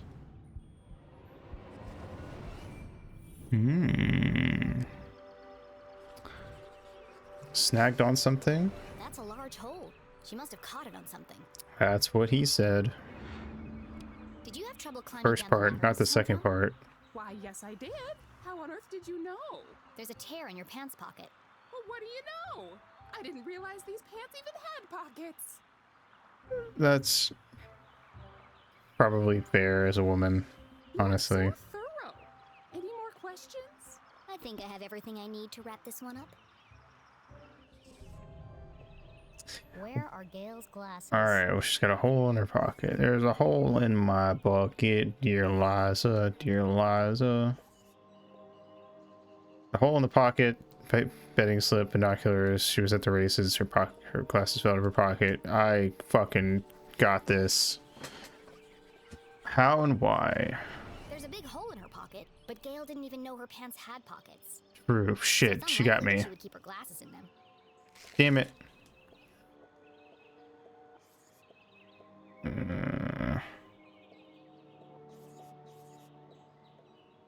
I thought I had it all. Hairdresser. Okay, so it's gotta be haircut, bedding slip, binoculars. Not just for bird watching. Gail was at the races last night. Uh-huh. She had to remove her glasses to use the binoculars.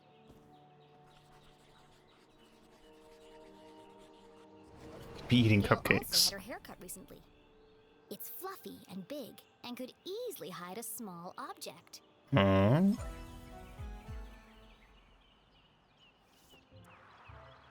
Solving a complex mystery like the case of the missing glasses was tough work. But now came the most satisfying part, delivering the dramatic denouement. Oh, detective or mystery writer. Detective. Let's review the facts. 1. Not only do you love your binoculars, you've come to depend on them for bird watching, greyhound watching, basically anything far away watching. That's true. I immediately sensed that the two optical devices, your binoculars and glasses, were incompatible. Thus, course. to use one, you had to remove the other. Fascinating. Fact 2. Uh-huh. Yesterday, you changed your hairstyle. I did.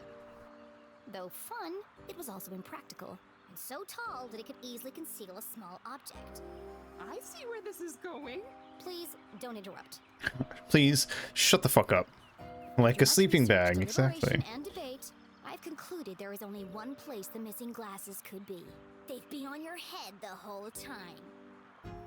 Oh, so they are. Ba-da-ba-da-ba-da-ba-da-da. Incredible! What a talent! Oh my god. Last place you look, aren't they? I definitely would not have guessed that that's where this was going. What would we have done without you? Gail, don't forget to pay the girl. Oh, of course, silly me. You must be rewarded generously for all your hard It's gonna be work. like candy or something.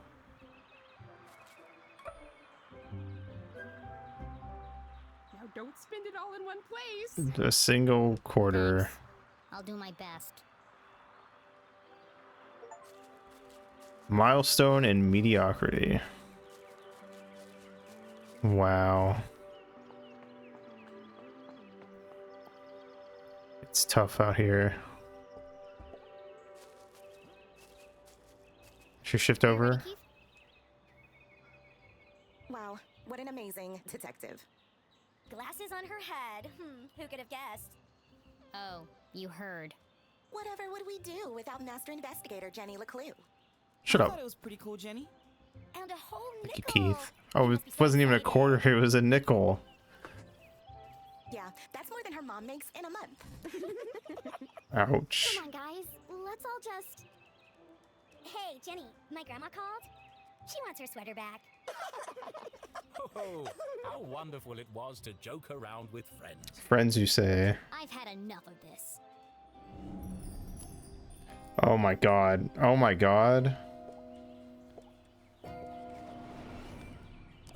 Chinny. Chinny, no.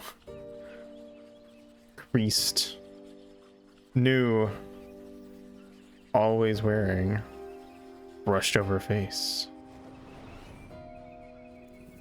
Chinny, don't do it. Don't use your powers for evil. Use them for pure evil. Skirt ironed but unevenly. The work of a distracted housewife. Brand new, hideously overpriced shoes. Overcompensating father. Your dad's sleeping with Deborah's mom again. Oh!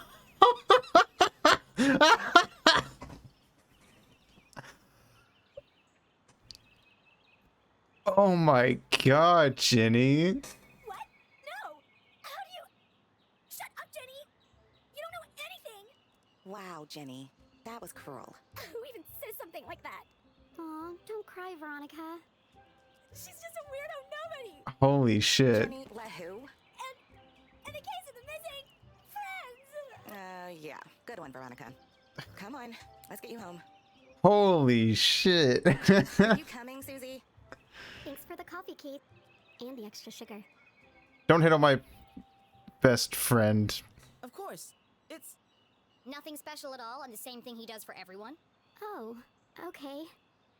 See you around, Keith. I got my eyes on you, Susan. Well, that went well. Shall we? yeah. I've got no customers now anyway. Holy shit! I didn't think we would. I didn't think it would get that fucking deep. Holy shit! Nothing exciting ever happens here. Oh my god. I'm so tired of these simple cases.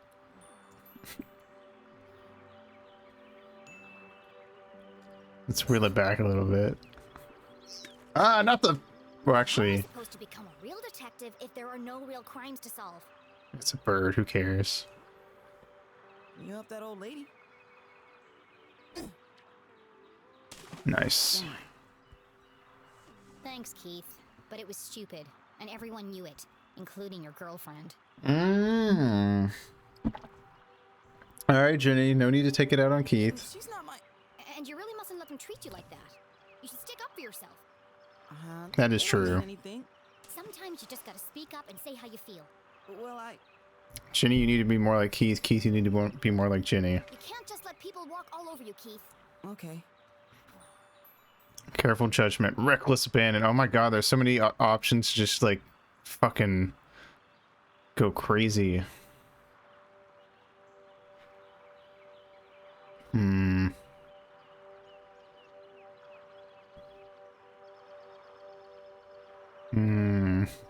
It's tempting. But I don't want to be mean to Keith. It doesn't matter anyway. Nothing's gonna change. Not in this ghost town. It's not so bad. Don't you ever wonder what it would be like to live somewhere else? Oh, not really. Who am I kidding? There is nowhere else. Not for miles. Damn. Forlorn hope. Truly pessimistic.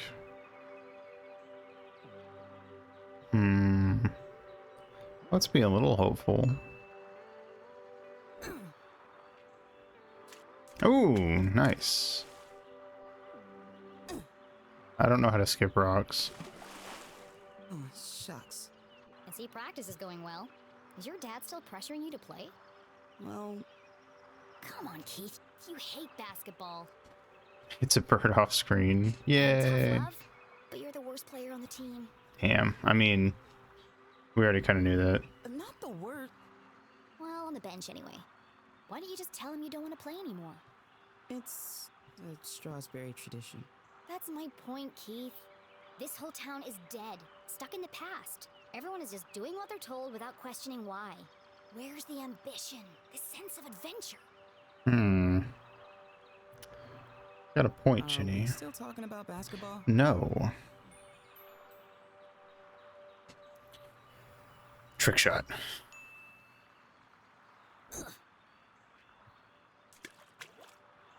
How's your mom? She seems distracted. She's fucking your dad. Normally, she's so focused on her job. I mean, it's understandable. It's been almost a year since... And now she's planning to go away for the weekend. And she still won't tell me why. Yeah? She was definitely acting weird earlier. Maybe she's lonely? You know what? You're right. I am? She shouldn't be alone right now. Actually, your dad told me they were meeting in the library. We're going to need supplies. 2 of Mr. Bean's finest, please. To go, of course. Here is my payment in full. That's a nickel. Put the rest on my tab? Thanks for the pep talk, Keith. You always know what to say to make me feel better. Last stone. You want it?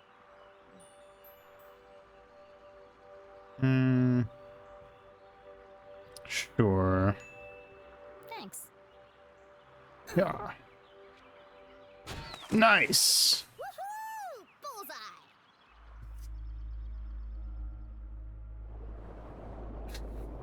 Uh-oh. What the fuck? Well, that's ominous. Keith was an excellent listener. Or maybe he just didn't speak much. Either way, Jenny really enjoyed their little talks. He was the only person who really seemed to understand her. Jenny biked briskly towards the library back on campus to surprise her mother. Nothing exciting ever happens here, she grumbled, unaware of the great adventure that lay in store just around the corner. Cool.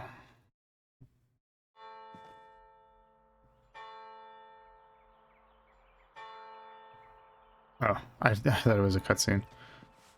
The library was quiet. What's with all these pictures on the wall of people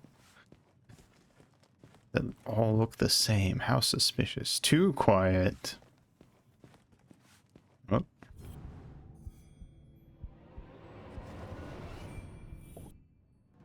Cool. All the former strawberries. The strawberries taste like strawberries. Gerald Strasberry. Cornelius Strasberry. It's a wall of Strasberries. The Stroudsbury lineage stretched back to the very founding of the university. There had been a Dean Stroudsbury at Gumboldt for over 150 years. Oh Not no. much longer. The dean's retiring, and the only Strasberry left is Keith. And he's not exactly the academic type.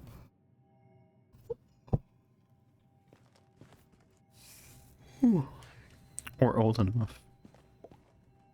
No one on duty. A book thief's paradise. Hmm. There's a note on the desk. Oh boy. Gumboldt College memo. This man is not allowed in the library due to past incidents. He may be wearing a hat and or fake mustache. Be vigilant. 2. Someone keeps leaving book carts in the quiet study area. Please remember to return carts to the front desk area and stop standing on them. We've got ladders for a reason.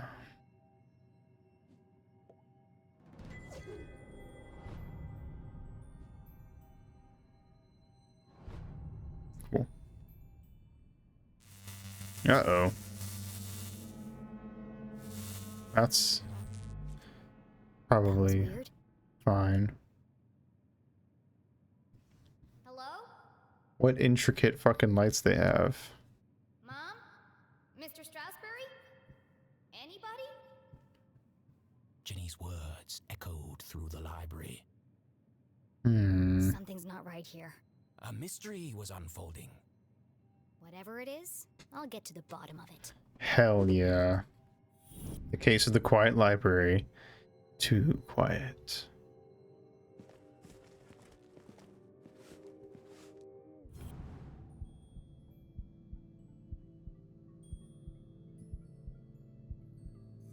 Aha. Les Stroudsbury, Gumboldt's 21st and jolliest dean, smiled down at Jenny. Looking a bit wonky today, Mr. Strasberry. A pair of wires ran down the wall and disappeared behind the painting. It's too high to reach. What are you hiding back there? Interesting. The chandeliers that adorn this library are made from rare Arthurtonian quartz, kindly donated by the Glatz Foundation. Glatz. The Glatz family was one of the oldest in town. I get it. They Sounds were like the first to glass. mine the valuable quartz deposits beneath Arthurton. And as such, they became incomparably wealthy. Fair. And they sure like to let everyone know it. But the mines are all but shut down, so they say.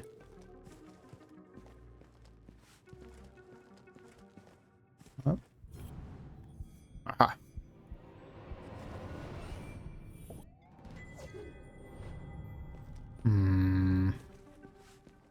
Laddertron 5000. The pinnacle of remote ladder and bookcase technology. Kindly donated by the Glatz Foundation. Of course. Those fuckers. Oop, wrong button. Oh, and it's Whoa! Dangerous! on the The newly fritz. installed ladder system was prone to malfunction. Should have kept the old wooden ladders. Yeah. They never tried to electrocute me. I need to find a way to turn the power off.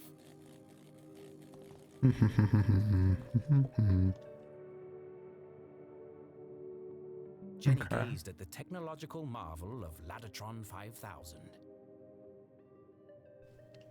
Seems pointless. It's not hard to move a ladder.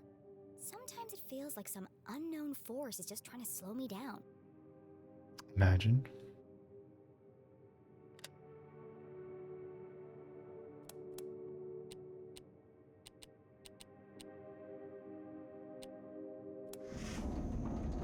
Whoa.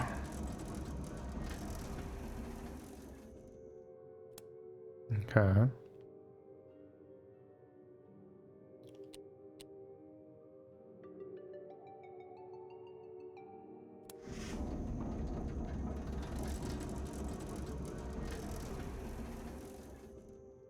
Hmm.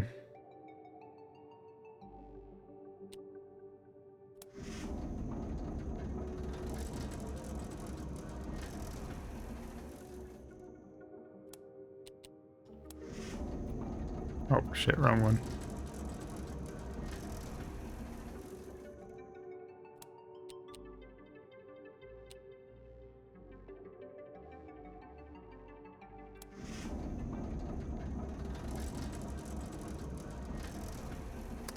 Not sure if I can actually do anything with this yet. Hmm.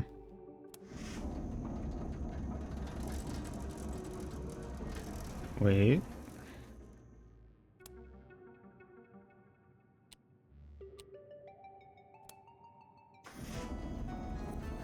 Hey.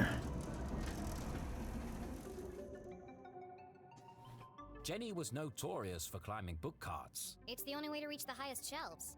In fact, this could be useful. but something else had caught her eye. Uh-huh. This table's a complete mess. Sure is. Who would leave it like this?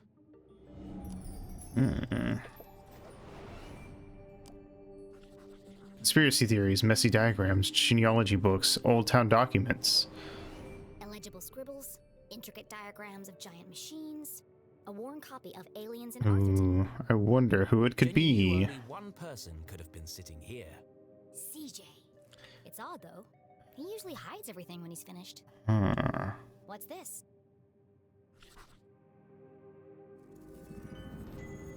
The Piece Shadow of paper with a series of Men. seemingly unrelated notes.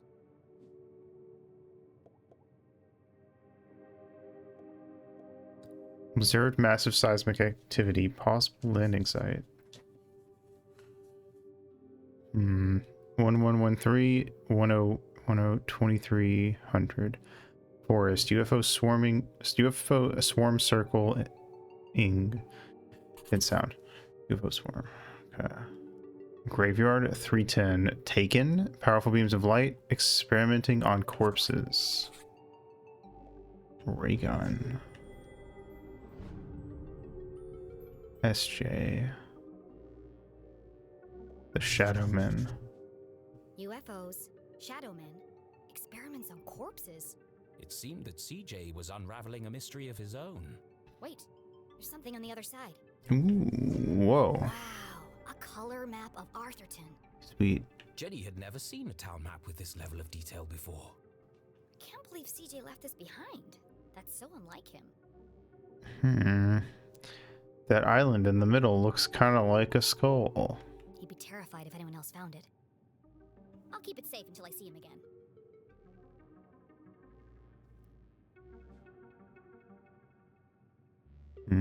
Factories. There's an X here.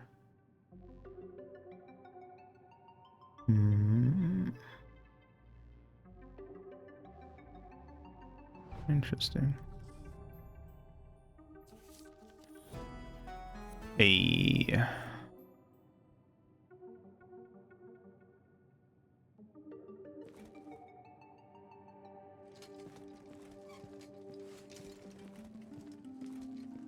All right, let's see what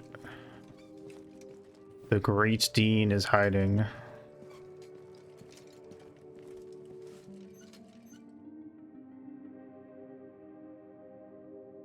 Oh, I see. No secrets between friends, Mr. Strasberry. Jenny stood on her Teehee. tiptoes and delicately removed the priceless painting from the wall. It's gonna be a breaker or something. Yeah. Aha! Precisely what I was hoping to find. It was? Gotta turn the power off. Let's see. Lights, bookcases, ladders. I'll cut the power and continue my investigation. But Jenny knew better than to play with electricity, so she left it alone. No.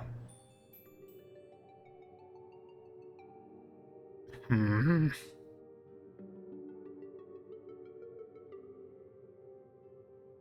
Hmm.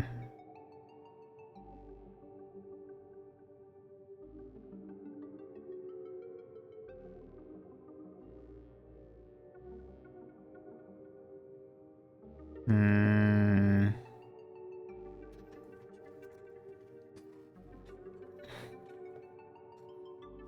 Cue narrator. It's a simple switch. Perfectly safe.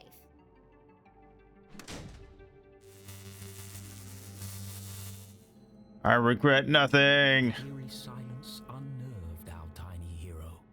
But even worse was the dark. Jenny had always been terrified of the dark. Just breathe. A great detective never succumbs to fear. Oh, see? Looks like that did the trick. This is nerd on screen. Oh wait, I forgot to turn on my monitor. Oh no. Hey Cardboard, what's up? How you doing?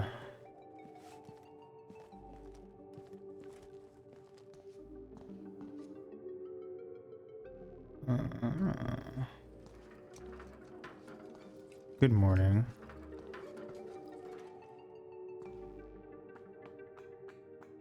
Hmm.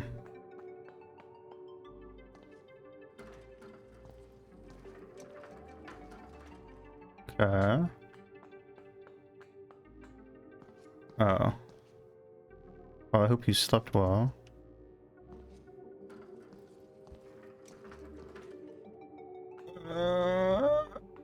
What is this? Rare books. Our most precious collections reside in this temperature-controlled room. Cool. Kindly donated by the Glatz Foundation. Yeah, we know. Fucking Glatz Foundation. There's something on that shelf, but I can't reach it. Everything's so hard to reach here. The fuck? The fallen remains of a bookcase blocked Jenny's path. It looks like a bomb went off in here. It's too precarious to climb over. Huh.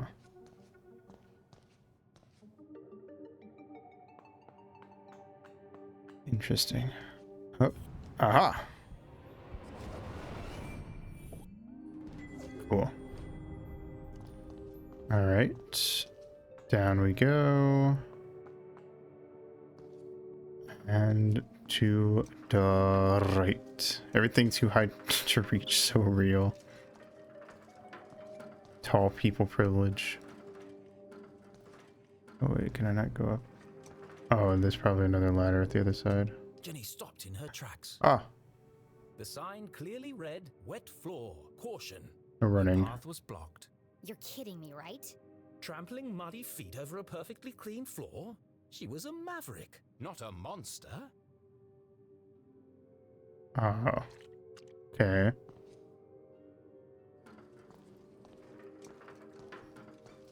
If you say so. Man, Arthur, you're so picky. Alright, and we'll do this.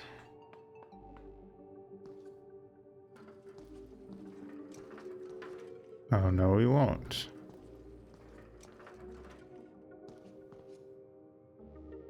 Huh.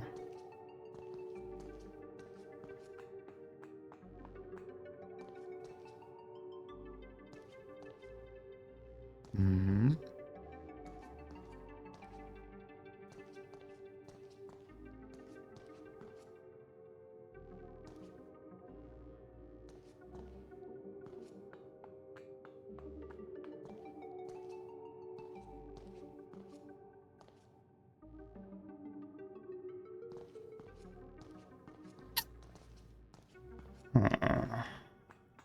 Well, now what do I do?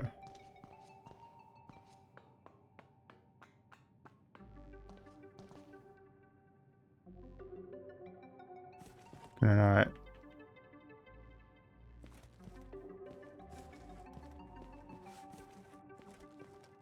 Oh, I guess it's turned off.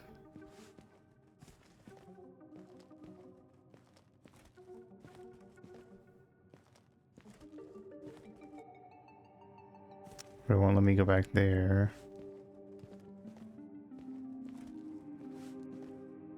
I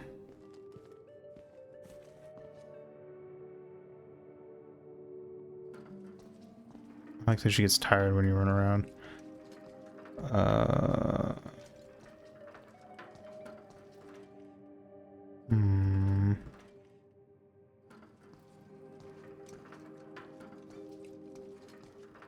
Okay.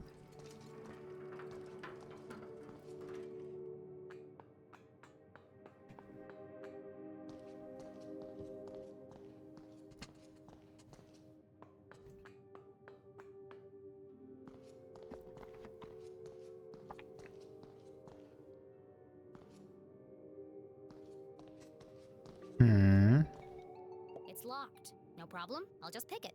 Jenny was skilled with a lockpick, having watched her mother demonstrate the process countless times. But that was just for fun at home. This was the real world. You couldn't just go around picking other people's locks. That was a crime. A great detective knows when to bend the rules. And the paperclip she has in her pocket. Let's go.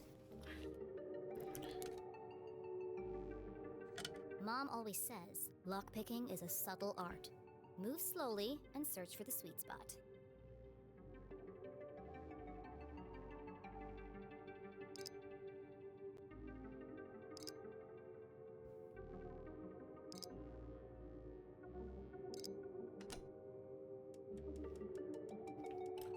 Cool.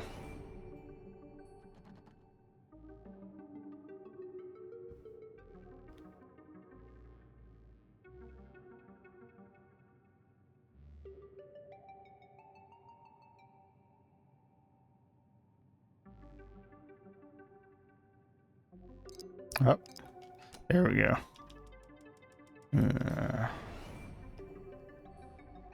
Right, let's see. Oh, there we go. A door opened.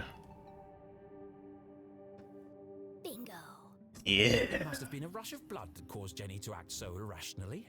Master of unlocking. She had picked the lock and felt strangely exhilarated. Hey, the first thing we ever did was unlock something. Treasures lay behind the door. Oh, it's empty. Still, that book cart could be useful. Mayhaps.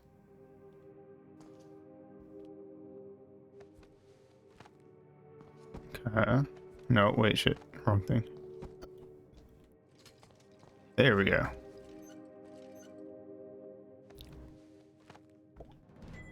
Aha! Another piece of paper. That's our third one. It's all coming together. Alright. Do I need to, like, use this? Aha! That is very dangerous, but sure. Oh shit. It doesn't want to move. Something's blocking the ladder. Aha! There's something stuck in the track. Hmm. Ipsa, scientia, potestas, est. It's the ring! Dean's ring! No wonder the ladders were malfunctioning. The ring must have caused a short circuit. Ring capacity. Okay. Anything to see here? I'll keep hold of this and return it to the Dean when I see him next. Ah, careful, lady. An empty library, a fallen bookcase, and now a broken balcony? This mystery has all the hallmarks of foul play.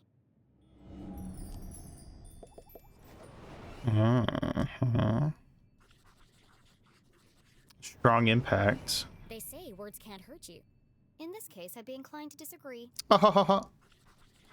Huge force.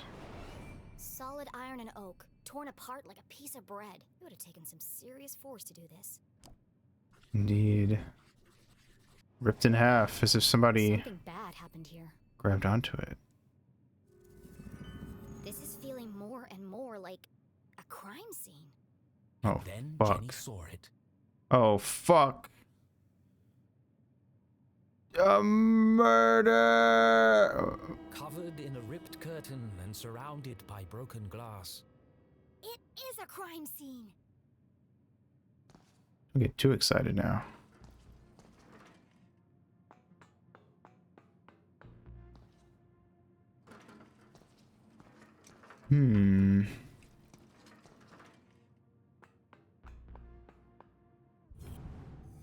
Aha.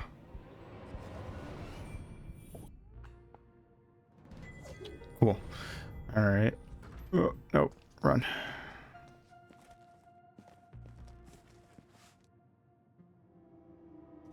But what's under the curtain? You never forget the first time you see a dead body. It harrows the mind, terrifies the soul, scars you to your very core. I can imagine it would. A dead body? No way. This is amazing! Who lay under that curtain? Who had breathed their last breath? Who had shuffled off this mortal coil to meet their maker? It could be anyone. I mean, it could be an escaped lunatic from the asylum. Or an axe-wielding maniac on the run from the cops. It could be... It could be... Mom? Oh no. Uh-oh. Please, no. Oh. No, you never forget the first time you see a dead body. Uh-oh.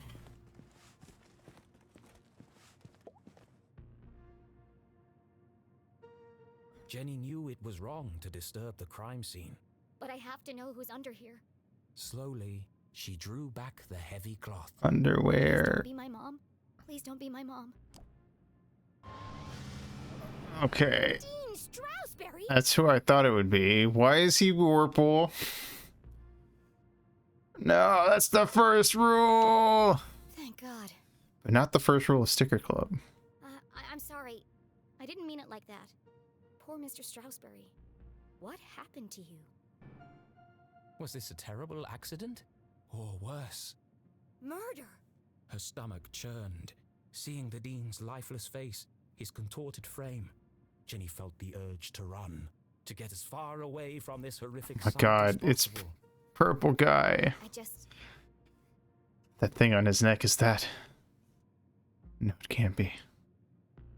Is it the bite of 87? Jenny had longed for an adventure, for a real case to solve. I didn't expect it to be like this. She gathered herself, took a deep breath, and began to search for clues.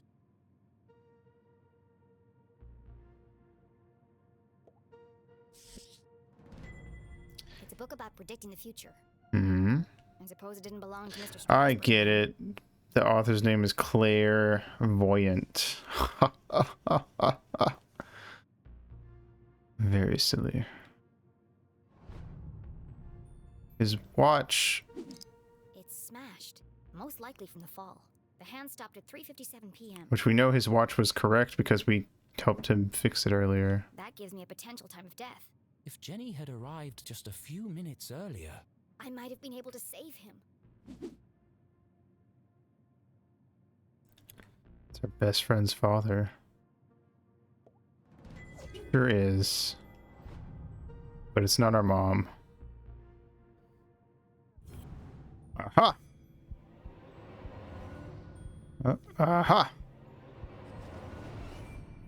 The Dean's hand was clamped shut around a small object. That's strange. Rigor mortis usually takes hours to set in. I'm sorry for what I'm about to do, Mr. Strasberry, but this could be a vital clue. Aha! Mom's ID card? But that that means... Julie LeClue had definitely been here.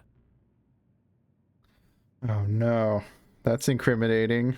She could be the last person to have seen him alive. She could be the killer. Impossible. My mother's a forensic expert. She'd never leave such incriminating evidence behind. Fair enough. But even the smartest criminals made mistakes. Also fair. Jenny couldn't deny this looked bad for her mum. If anyone else sees this, they'll jump to conclusions. No. They'll think my mom's a murderer.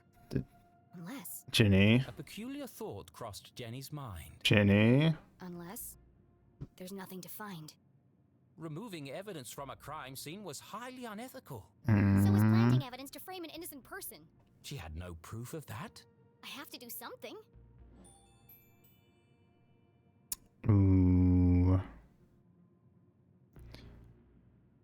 If we leave the evidence, our mom will be the prime suspect. But if we take the evidence, we could be fucking up a clue that puts it all together.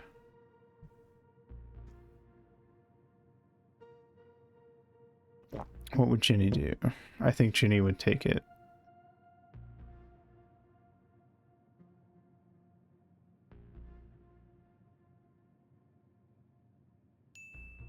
My mom would kill me if she knew I was tampering with evidence.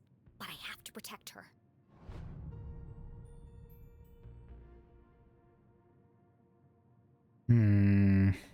Oh boy, gallery art. There are bits of glass and metal debris everywhere. He has burn marks on his hand. Interesting.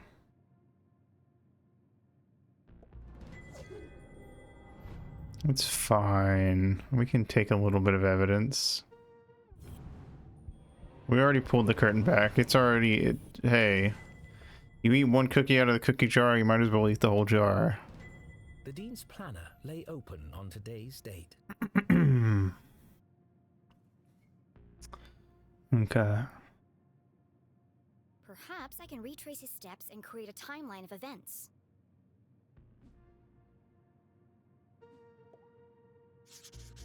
Meet JL. Could that be Mom? Where's Widow's Drop? I've never heard of it. Tell the truth. What does that mean? What does that mean? Practice speech, rewrite, Thursday, water plants, feed cat, take out trash. Looks like he completed all his chores for the day. Meet Michael quad statue installation. I already knew the Dean was meeting Mom here. So where is she now? Julie library postpone is crossed out. Discuss changes. Afternoon rewrite intro. Friday. Looks like he canceled his meetings on Friday and rearranged lunch with Keith. 5 p.m. staff meeting, new dean nominations. They'll have to do it without me. Oh, poor Keith. Jenny didn't know how she would break the news to him. But I should be the one to tell him. Gossip spreads like wildfire in Arthurton. Why is he rescheduling all of his Friday stuff? He sure was working hard on that speech. I'm sad he won't get to deliver it.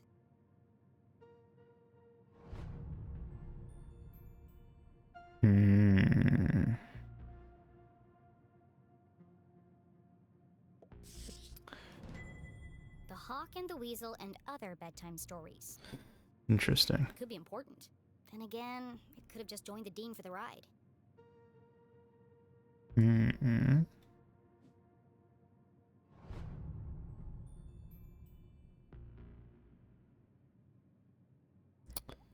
Well, let's look at the weirdest part. It looks like he's been dead for weeks. His skin is pale and colorless, and there's a strange mark on his neck. There sure is.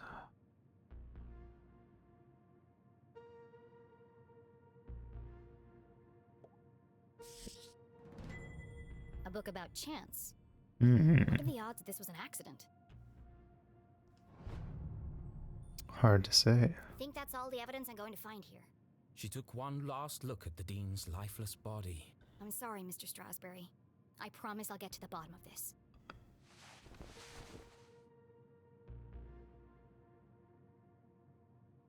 Jenny knew she should leave and call the police. But how often did a case like this come along? Never. There's more to this than meets the eye. The case of the dead dean. Some of this evidence must be connected. So she opened her journal to join the dots. What was the apparent cause of death? Ring, burn marks, mom's ID card, broken balcony, children's books.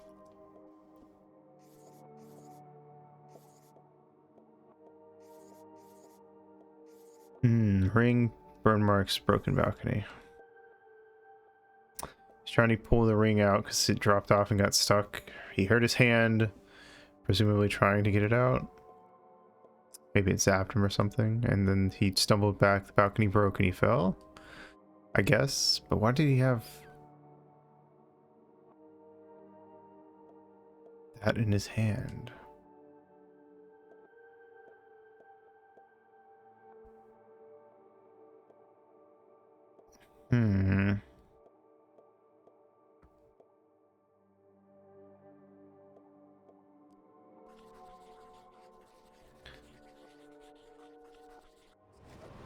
It looks like the dean was thrown from the balcony when he reached down to pick up his ring, which was stuck in the electrified ladder track.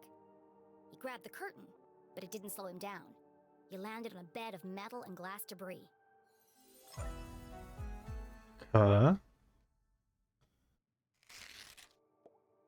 What is unusual about the dean's death? The neck and face and the ID card.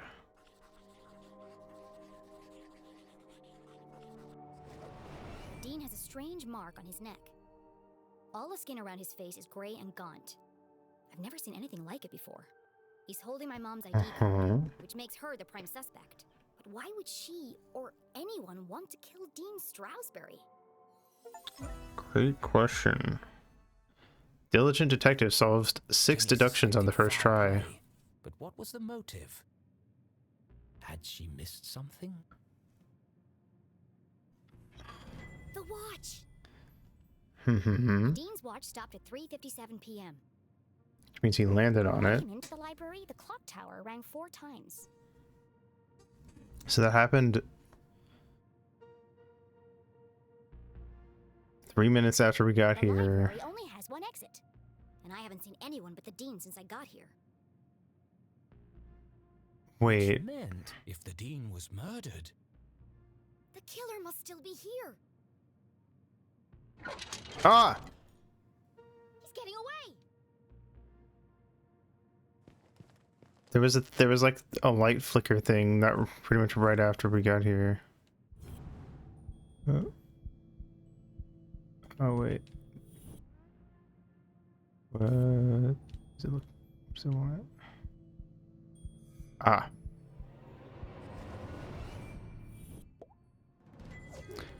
That's more important than chasing the killer. Go, Ginny, go!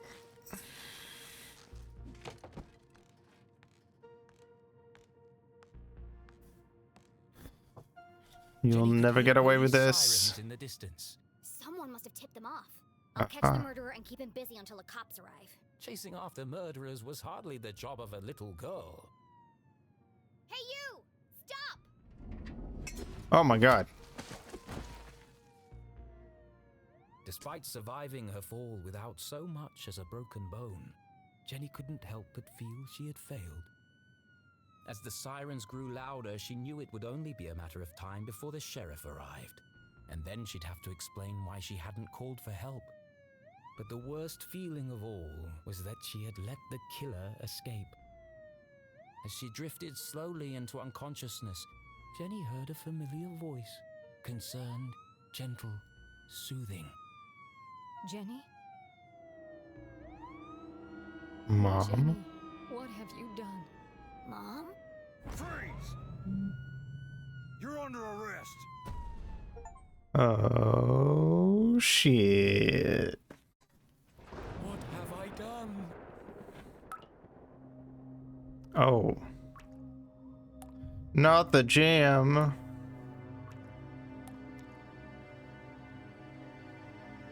I killed him.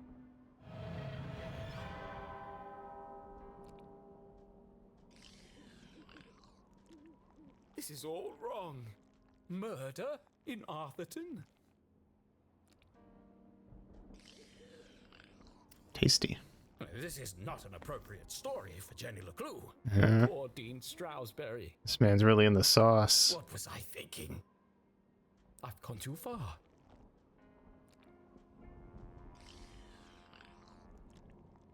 Perhaps I should take a break. Come on, Rufus. Let's go for a walk. Clear our heads and work off some of this jam.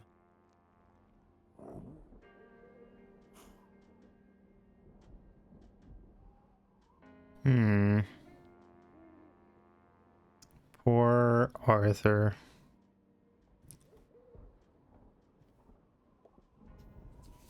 Letter to Finkelfan's draft. Well, it's me again, Arthur K. Finkelstein, and here we are at book 38. Oh, it's the same thing from before. Yeah.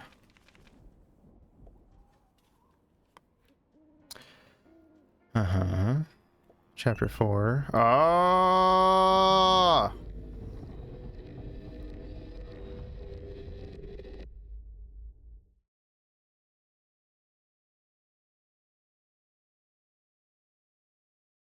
What was I gonna do? Not interact with it? Oh no. We're in a weird bluish dream sequence, just like other game. Oh, we're running along. Oh shit.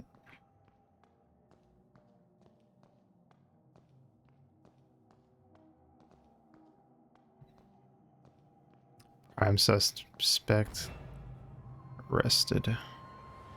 They fucking got our mom. Why were you there?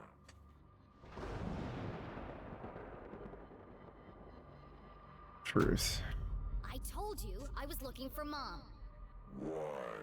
We were going to grade papers. When do I get to see her? Did you disturb the crime scene?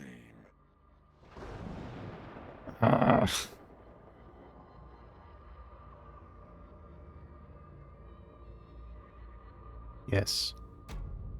He could have been injured. I was just trying to help. I want to speak to my mom.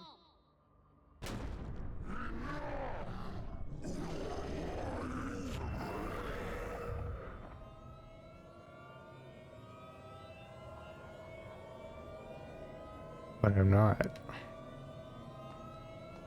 Oh. This is fucking crazy. Run! Run, Jenny!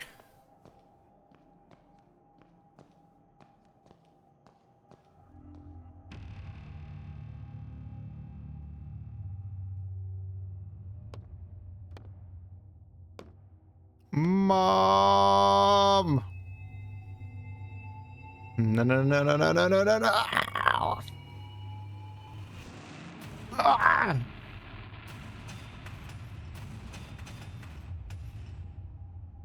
Holy shit.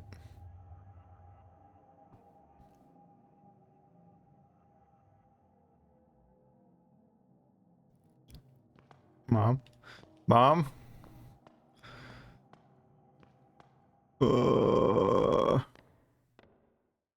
Now where are we? What the fuck?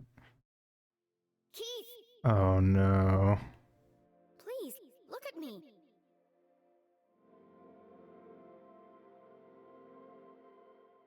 Keith, wait!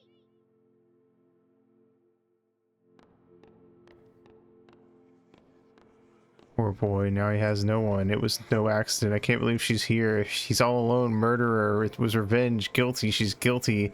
An affair gone wrong. She wanted his job. She's guilty. They were lovers. She's guilty. You can see it in her eyes. Guilty. Pure evil. Murderer. Holy shit. Ah! That's like Matryoshka dolls.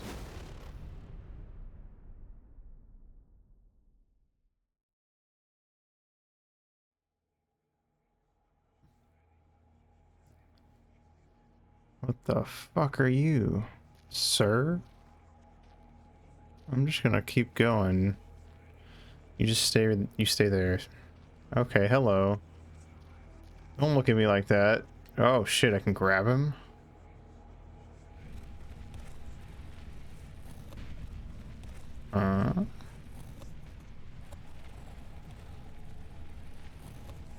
What if I push him over next to this one?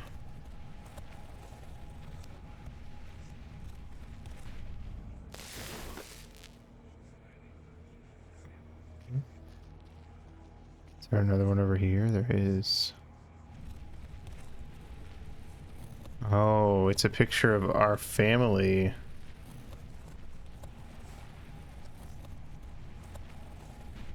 Oh my God.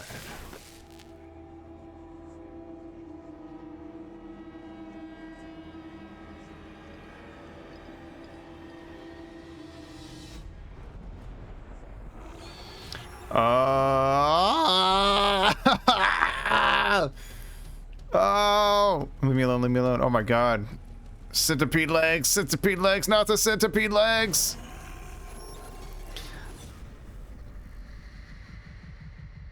It eated us. Ugh.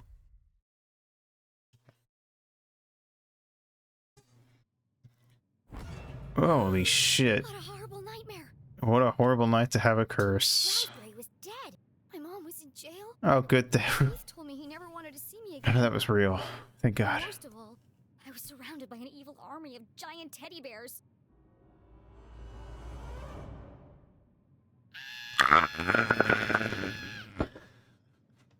Unfortunately, it was all true, including the teddy My eyes! There's something wrong with them. Everything's pink. But her eyes were fine. It was the room that was pink. Pink cuddly toys. Where the fuck am I? Pink furniture. I better not be in Susan's home. It's my cousin's house, probably. And a hand-drawn homage to teenage heartthrob Pelvis Cressley. Pelvis Crestley, amazing. Covered in pink hearts. Everything a teenage girl could dream of. Oh, my cousin better not be Susan. It looks like a marshmallow exploded. It was at this point Jenny remembered where she was. I shouldn't be here. What happened? And what is that terrible music? I can't think straight with that racket playing. These aren't my clothes. And where's my journal? That wasn't the only thing missing. The dean's ring. It was in my pocket. Hmm.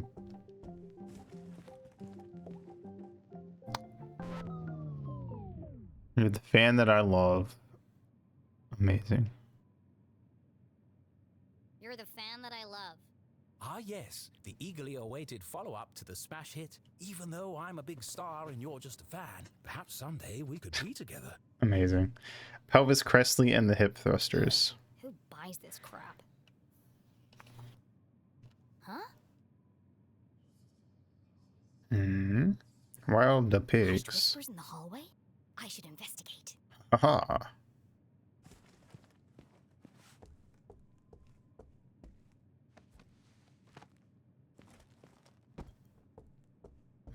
What could it be? I think they've got the fucking chandeliers. God damn it. The door's It's locked. from the outside. Who would trap a child in this nightmarish hellscape? Jenny peeped through the tiny keyhole. Hmm. As her eyes adjusted to the light, she recognized the substantial frame Aha. of Winston LeClue, Arthurton's long-standing sheriff, and Jenny's. Granddad! Winston LeClue. Jenny's relationship with her grandfather was contentious, to say the least. Stickler for rules, distrusts humor, weakness for tiny kittens. He Nice. was a stern and humorless man who placed honor, tradition, and the law above all else. Sometimes even family. Hmm. Oh boy. But what was he doing here?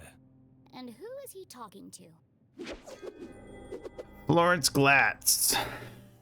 Florence and Richard Glatz were the wealthiest couple in town and hugely influential. Their company, Glatz Mining and Supply Corps, was the oldest in Arthurton. Fucking Susan.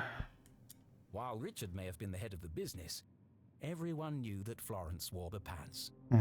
Exceptionally charming and generous, she always had a smile on her face. Influential socialite, generous philanthropist, suspiciously white teeth. Which is why I don't trust her one bit. Word. Being careful not to make a sound, Jenny leaned in and listened. With everything going on, I don't have time to watch her. It's no trouble at all, really, Winston. She can stay for as long as she likes. The girls are great friends. I only hope she feels better soon. That was quite the scene she made at the funeral.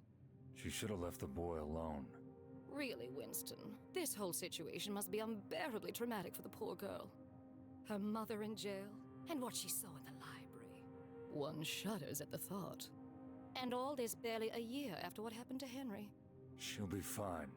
Just keep an eye on her. She can be a real handful. Oh, don't worry, I've planned everything. Pony rides, afternoon tea, and tomorrow we're going dress shopping. Oh, that reminds me. I have something for you. Dress shopping? First they locked me up, now they want to torture me? I need to get out of here. Fast. But her curiosity was piqued. She had to know what Mrs. Glatz had gone to fetch, and so she waited. Clues. When Thaddeus T. Pumberbitten discovered the first quartz seam lining the Great Mountains, little did he know the impact it would have on the future of the town. Little did he know the Glatz family would muscle in and take over the whole operation. What a bunch of bitches. Nowadays, it was hard to go anywhere in town without seeing something made from it. Aha. Oh. I can't go down that far with this shattered glass in the ground. The duty of sheriff had been Winston's birthright, passed from father to son for generations. There's a lot of that in this town. Of course, that tradition would now end with him. Yup. But he preferred not to think about that. Nathaniel Glatz stared disapprovingly back at Jenny. Creepy old man. Actually, this was the man who saved Arthurton. When the quartz mines began to run dry, it was his research into the unique properties of the crystals that secured the future prosperity of the town and the company. I see. Where did he go? Grandpa?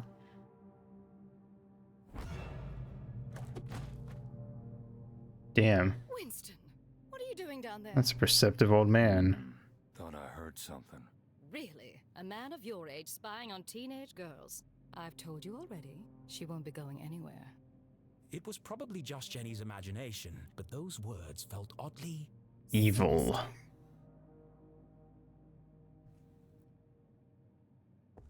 Here. Why does Mrs. Glatz have official police documents? Confidential case files! Satisfied.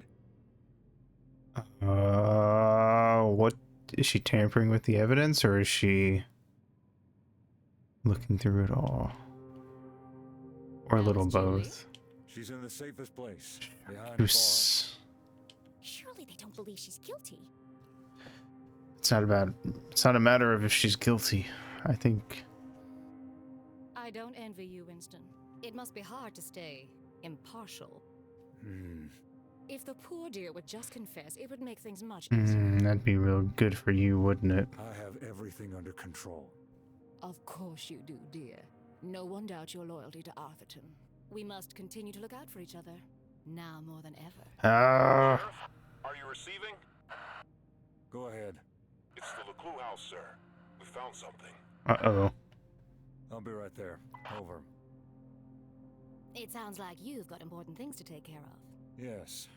Well, good night, Florence. Good night, Winston. Don't let her out of your sight. She is a LeClue, after all. I'm sure we'll manage.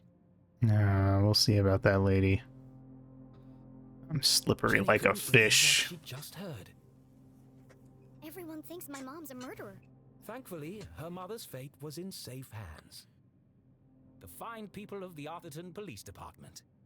I mean, I guess the one good thing is I would like to believe that our grandpa won't falsely charge her, but... Oh God, she's gonna rot in Yeah. Jenny could leave the case to them and enjoy a fun week of pony rides and shopping sprees. No. I don't think that's a good idea. No? Mom always says a great detective leaves nothing to chance.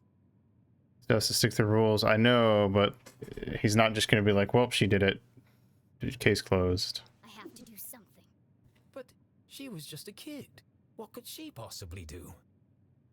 This is my chance. If it had been someone else, our mom might have already been sentenced by the time this week was up, is what I'm saying. And I won't let her down. I'm gonna find my stuff and get out of here. And just like that, a great adventure began. All right. That's... Oh, I don't like that. Stop. You're my best friend. You scared the life out of me, pig. This is evil. This house is evil. I need out of here. Get me the fuck out of here. The sun was setting behind the great mountains of Arthurton, cradling the town in a warm red embrace. I slept the whole day away? I have to get out of here and make up for lost time. I was wondering when we were going to get to the actual murder, but I didn't expect it to just go all in, all at once like this. Aha. All the dangly bits are swaying. Strange. It's not windy in here.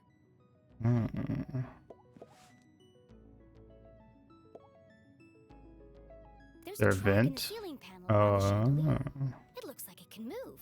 interesting. Best in show, horse ballet. First prize, advanced table etiquette. There's one here for best smile. Seriously? A heart-shaped mirror. For the lady who loves herself. Aha. Mine. Oh. Ah. That's more fun than it should be. Huh. Cool. Whose room could... Oh, it's Susan's room. Seriously, who has windows this big? Below, Lake Nowhere I would stretched out as assume. far as the eye could see. Unless she has a Distance, Jenny could sibling. just make out the Or great had. lighthouse on Skull Island. Aha, it is a skull. It's foggy out there tonight. But where is Susan if this is her room? Oh. Oh boy. Havoc at Heroes Memorial. Pushed from the balcony? That's not what happened. And no mention of electrocution. How curious. I don't remember any of this. An emotionally unstable child was witnessed shouting at members of the congregation, causing damage to property and even desecrating the corpse. After a long chase, the girl collapsed and was carried from the premises. Kid's in a lot of trouble. That's you, Jenny. Jenny thought of her poor mother, locked away in a jail cell for a crime she didn't commit. Although a motive for killing has not been established, the woman has been identified as Julie LeClue, professor of criminology and daughter-in-law to Sheriff Winston LeClue. She remains in custody at this time while police continue their investigation. Don't worry, Mom. I'll prove you didn't do it as soon as I get out of here.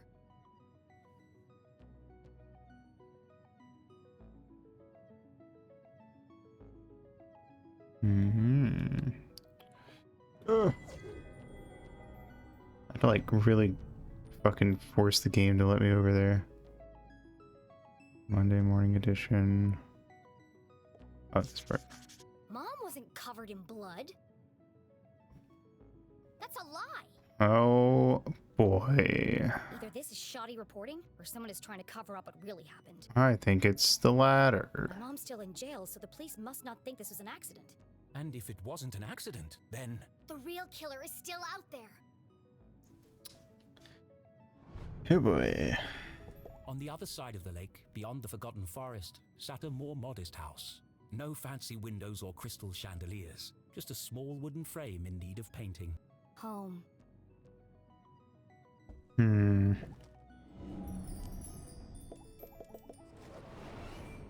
I've never seen so many clothes. Maybe mine are in here somewhere. Let's hope. Too pink, too flashy, too delicate, too flowery, too expensive. Well, my clothes definitely aren't here. They'd be easy to spot amongst all the sequins and ribbons. Rip. Damn it, Susan. It's my room. Oh. The room scares me, Domi.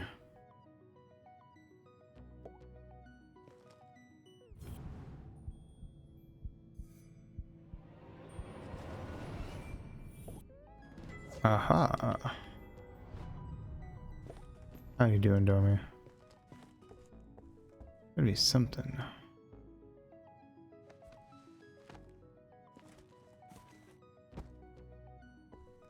Hmm.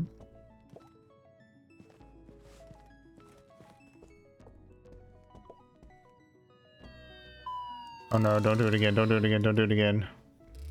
You're special. Stop.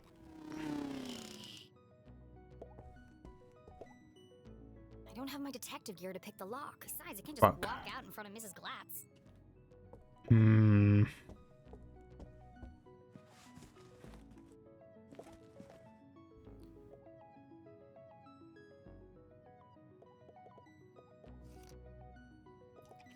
Mm-hmm.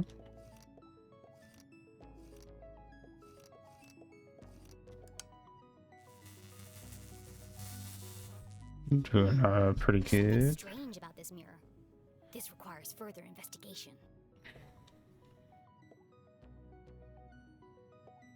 Hmm.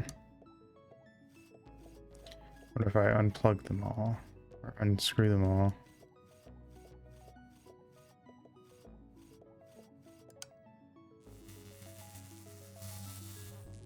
Nothing happened.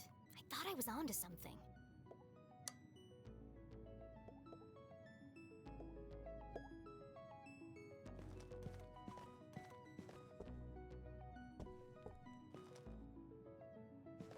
Hmm.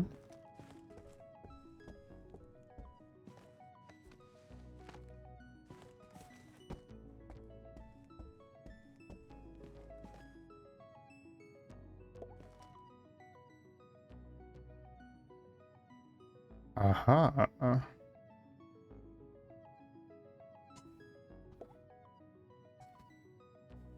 Interesting. Let me take a picture.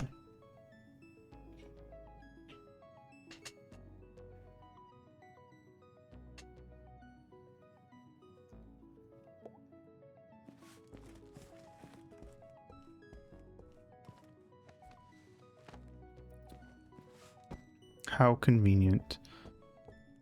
All right.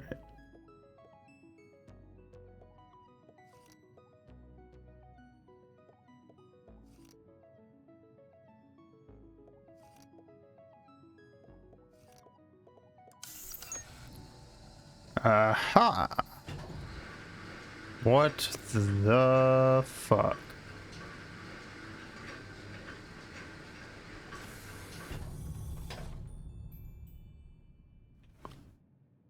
This family's disposable income is outrageous. It sure I always knew they were is. hiding something. I bet there are all kinds of horrific secrets lurking up there. Well, let's go.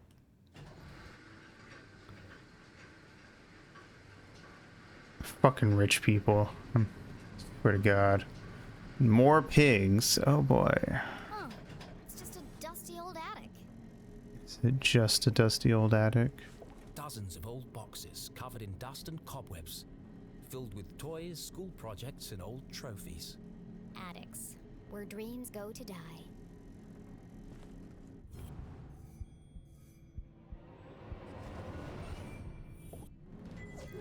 Cool. What is over here? Oh wait, open the window. Aha! A way out of here. Yeah, no, that'd be too easy. But where is the lock? Hmm. Interesting. Alright. I like this one shitty little light dangling up here. Ooh. Ah!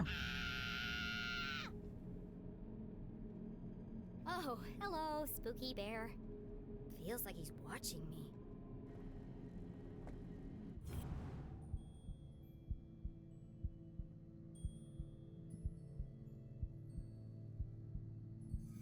Aha. Whisfield. Everything in here is covered in dust, except this bear. And there's light coming from behind him. What is your secret What bear? happened, spooky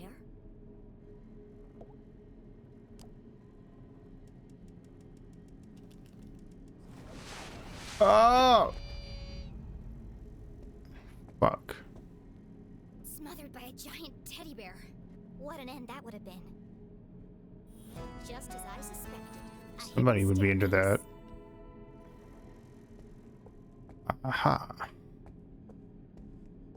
Freedom at last. Aha.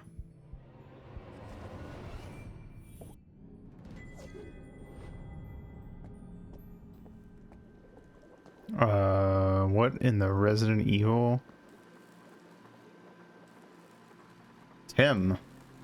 Jenny was no stranger to the labs at Gumboldt, but she'd never seen anything quite like this. Whoa. Certainly not inside someone's house. Somebody's up here doing shit.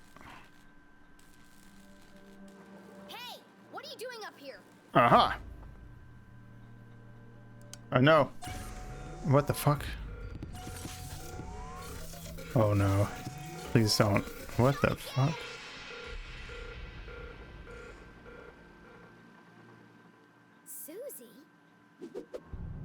Susan. Loved by all, kind to a fault. Jenny's cousin was also the most popular. Aha. Called it. Heir to Glad's fortune, obnoxiously popular, smells like candy. Oh, hi, Jenny.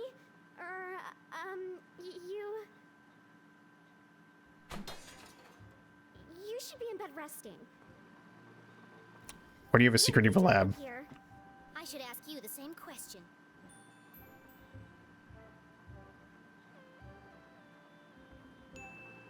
What is all this equipment?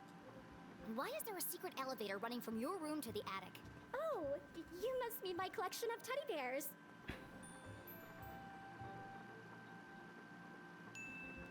Don't play dumb with me, Susan Glatz. These bears are hiding nothing. And that one's wearing a welding helmet.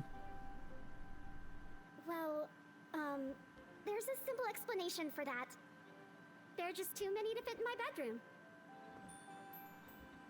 Good cop, bad cop. Bad cop. You're sweating like a freshman at prom, Susan. Now answer the question. What are you really doing up here? It's not what you think. This is where teddy bears. I have vintage bears, new bears, rare collectible bears. Enough. Stop avoiding the question. Objection. Put the pressure on. I've caught you red-handed. Teddy bears. Tell me what's going on up here. I can't. You wouldn't understand. You're just making it worse for yourself. Now come clean. Susie's secret was the kind you took to the grave. A shameful, dark secret. A secret so shocking she feared she would lose everything. Her friends would abandon her. Her family would disown her. She'd never find true love. What is this, Dexter's Laboratory? Oh God, I'm going to die alone. Jesus. You can't tell anyone. You have to promise me. Fine. Fine, just stop whimpering like a lost puppy. You're embarrassing yourself. Here goes nothing. This is my secret laboratory.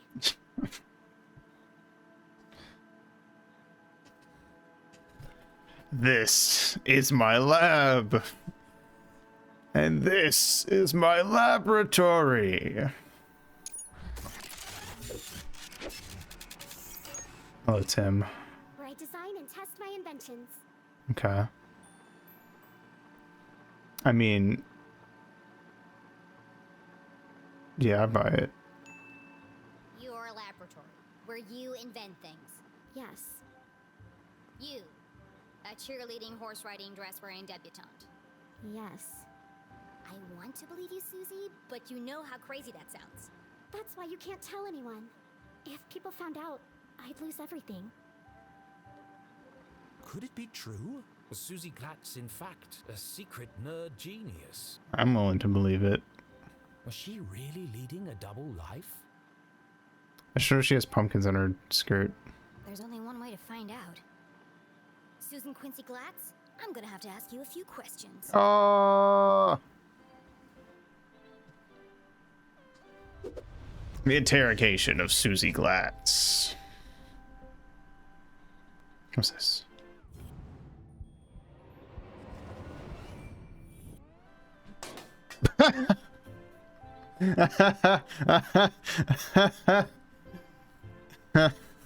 That's not what I was expecting. I just saw a bow and I was like, okay, well that's probably something. Welding torch disguise. That's probably Clothes, fluffy bears, stylish clothes. dangerous. She can't possibly be a scientist. Do you really expect me to believe that you aren't obsessed with boy bands and the color pink? Brain or bimbo? Which one is it? Both. I am a scientist, but I also believe in the importance of good skincare and the power of matching accessories. You sound ridiculous. Susie couldn't be pretty, popular, and smart. That was just greedy. You're asking for too much, Susie. Calm down. Alright. Leave some for the rest of us. Gumboldt moonbeams. Head cheerleader, paper shaker. Damn. The dean was wearing one the day he died. Paper shaker, derogatory. Could Susie have played a part in the dean's death? I don't All of Jenny's instincts told her it wasn't. I don't think that's necessarily what that means, but we might as well ask. Fuck it. Tactful. You smell nice. What perfume is that? Oh, thanks. It's called Innocent. Like innocent. I remember you were wearing it last Thursday at the lake. I was. She's got the Dreamcast logo in the background. What did you do that day, after you left? Peggy and I took Veronica home. She was really upset. And you were there all afternoon? Yes. Why? How close is Veronica's house to the library? I don't understand. Why do you want to know all this? I need to rule you out as a suspect. Suspect? Why would I be a suspect? You're certainly very good at keeping secrets. Ooh, she got you there, Susie. I didn't do anything. Just ask Peggy or Veronica. I don't trust either of them as far as I can throw them, and that's at least like I don't know few why you're inches. friends with them. They are terrible character witnesses. First Veronica, then Keith, and now me. I never thought I'd say this, but sometimes you can be a real jerk. What were you saying about Keith? Well, you didn't exactly make things easier for him, did you? You don't remember, do you? Amnesia. Well, I suppose it wasn't that bad. What do you mean? After you interrupted the Reverend's eulogy, and after Keith asked you to stop, you tripped and knocked over the Dean's casket. Oh, that's why the casket was tumbling in the dream we I had. guess they hadn't secured the lid properly. Because he rolled right out. Oh my god. Holy shit, Jenny. You ruined the funeral. As you collapsed and fell into his open grave. Oh my god. And that's why everyone's so worried about you. No wonder she fucking forgot it. It all came flooding back. She had tried to defend her mum and repair her relationship with Keith. Instead, she had ruined everything. Jenny had lost her best friend. You should talk to Keith. I'm sure he'll forgive you. Holy shit.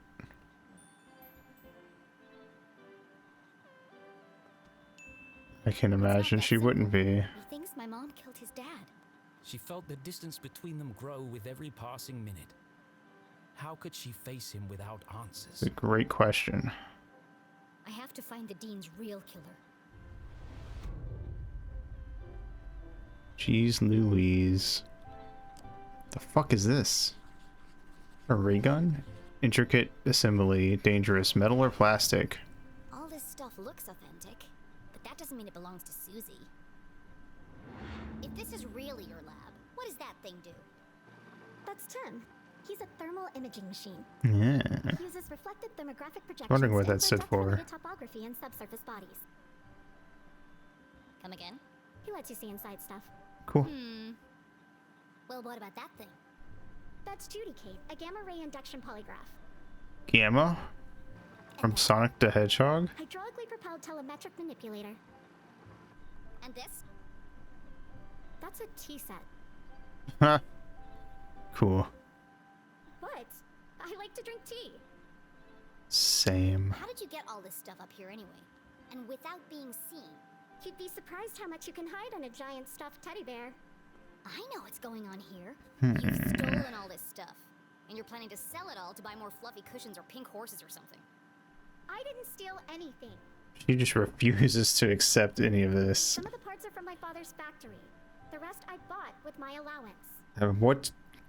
I was gonna ask what your allowance is, but honestly, your family just like owns everything here, so I don't even fucking. That's some allowance. If you didn't steal it, why are you worried about people finding out?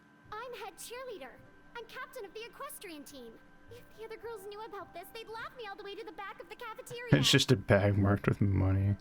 Why do you care what they think? It's not just them. If my parents found out about my lab, they'd kill me. It's like a fucking 10-pound bag of $100 bills. Don't they want you to be a scientist? I think they'd like me to marry a scientist. Yeah. Dad says science is a man's job. Oof. Girls are supposed to bake pies and become prom queen. Ugh, everyone in Arthurton is stuck in the past. If anyone else showed him the things I've created, he'd call them a genius and make them his lead scientist. So tell him. Prove him wrong. I just can't. You have to keep my secret. I'm begging you, Jenny. Okay. All of her secrets laid bare. Jenny couldn't help but feel disgusted. Maybe there was more to Susie than she had first presumed. I relate with Ginny's obstinacy to accept that any of this makes Susie not as bad as previously thought. Seeing textbooks strewn about the floor reminded Jenny of something. My journal! I need to get my stuff back. Yeah, we should do that. Where are my clothes? She was all the FF is Star Wars. Oh, Yeah. Gerald took them. Gerald. Gerald. Our butler. Of course you have a butler. He's taken them to be cleaned and pressed. They'll be ready in a few days. Well, Few days. Now. I've got a dress that would be perfect for you. How long does it take to Those and the sequins will really bring out the color of your clean eyes. up some clothes? Be polite, be rude. I mean, I don't have clothes, so fuck it, I guess. Will be nice. I would like... I don't know. I'll be nice. No, thank you. I'd rather be burned to death. That's the nice answer. No one's gonna take me seriously in a purple ball gown. And where's my other stuff? Don't tell me Gerald's got my journal. It's irreplaceable. Like I'd let that nosy old fool see your diary. God. I feel like I have to be careful with the mean answers, because I didn't... Ginny will just go all in if I give her the opportunity. It's not a diary. It's my case notes. Honestly, at this point, I'm starting to feel like Ginny will be mean regardless. It's just how mean. Right, of course. A girl's gotta have a place to keep her secrets. I put all your stuff in the lockbox under my pillows. Are you kidding me? No wonder my head hurts. Jenny was confident that Susie wasn't involved in the Dean's murder. Nice. She wasn't evil. Just insufferable. She's Grab fine. my stuff and get out of here. She's never really done anything to us, as far as I can tell. While you're wandering around, can you find some parts for me? Her friends are kind of bitches, though. I need a battery and a transistor to finish this device. What? No. Oh, go fetch stuff for me. It was true. Susie had kept Jenny's journal safe. And the Dean's ring.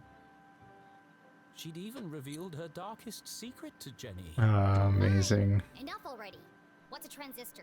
Oh, it's an electronic voltage regulator that... Just tell me what it looks like. It's a tiny metal object with an antenna and 3 legs. Cool. If you can't find one in my bedroom, there are some old boxes in the attic.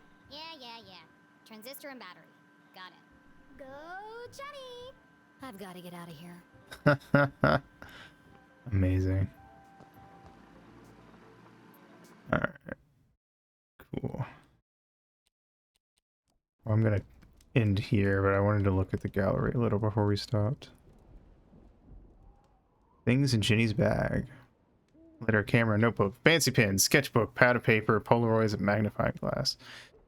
It shows it is cracked on there. Interesting. I guess this is a bunch of different ideas for her bag. I like that it's like a spooky mansion, too. LeClue, Detectivu. Kickstarter cutscene concept. Ah, cool. Oh, he has a dog in the over there. Interesting. Who's that dude next to him? The white guy. Was that one of their really early designs for him? Was he going to be older? Hmm. Oh, okay. I was like, that looks nothing like him. I like that in some of these, he looks, specifically number one, the face of the faces, he just looks like Jimmy Neutron. Like a more square head. Hmm, interesting. Oh, cool. Ginny in Susan's room. There's a ladder there. Was it originally gonna be a bunk bed? Interesting. Oh, it was at one point they were debating on how you would get upstairs. I like that third one because it kind of reminds me of like Paper Mario. Oh, there's a hole going down. Interesting.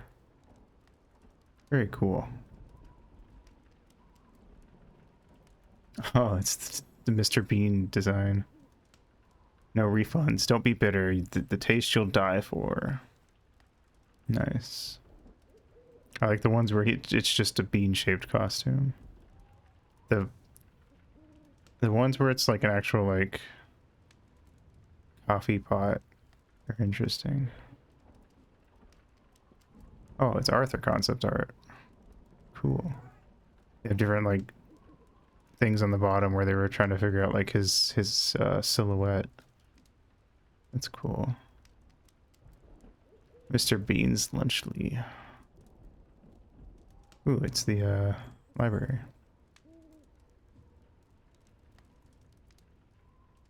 I like how they have this like Ginny that they keep like pasting.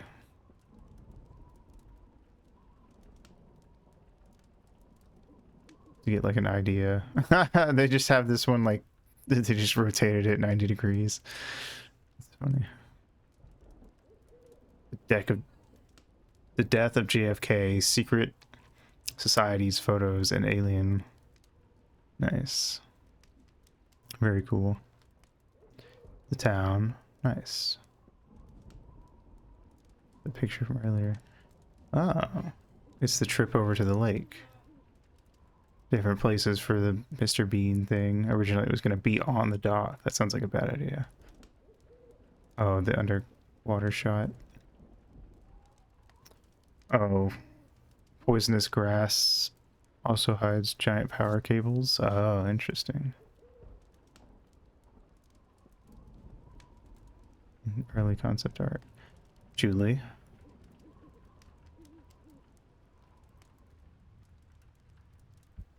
Interesting.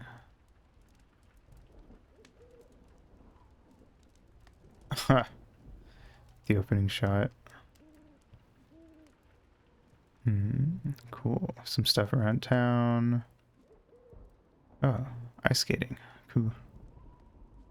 Oh my god, it's a severed hand. Concept library concept exploration. Oh yeah, well, I have to go check that at least once a stream.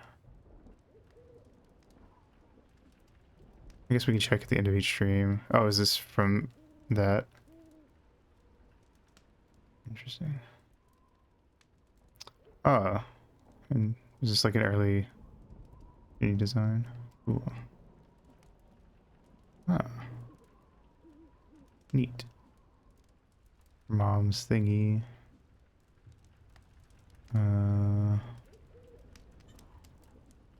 Oh, concept start for the Dean. I like, it's cool to see how some of these concept arts are like completely different from how it turned out. So you can tell that they were trying a lot of different stuff.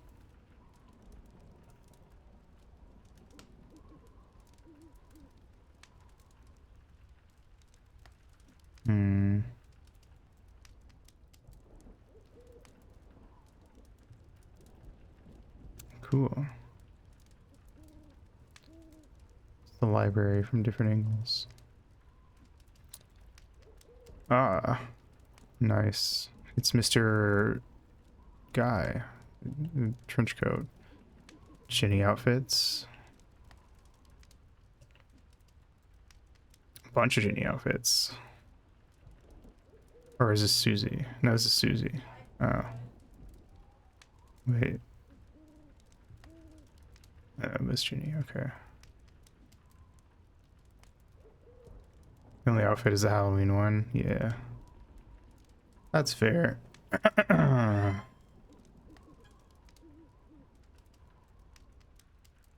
Hmm. Cool. You, I like how they wrote you next to one of them. Oh shit. Oh, that's cool, but interesting.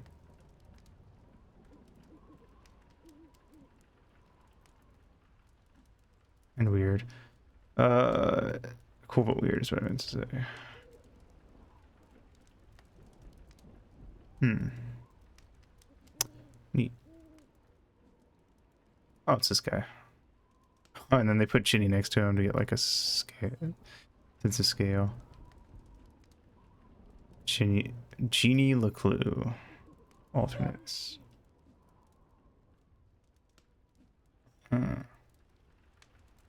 Neat. Alright. Oh, didn't do it. Wait, how do I open my... I don't have it, so I can't check it. Damn. Hey V, we were just about to end.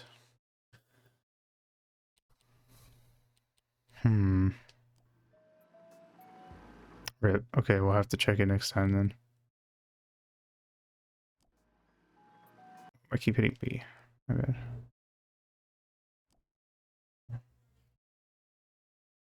Bam. Journal. Wait, I can check it. CEO. Okay. Realist dreamer, or realist logical planner. Dedicated, strong-willed, direct, a brilliant leader who inspires others, a jack of all trades and a fountain of knowledge, but you can be inflexible and emotionally distant. All right. You don't gotta call me out like that.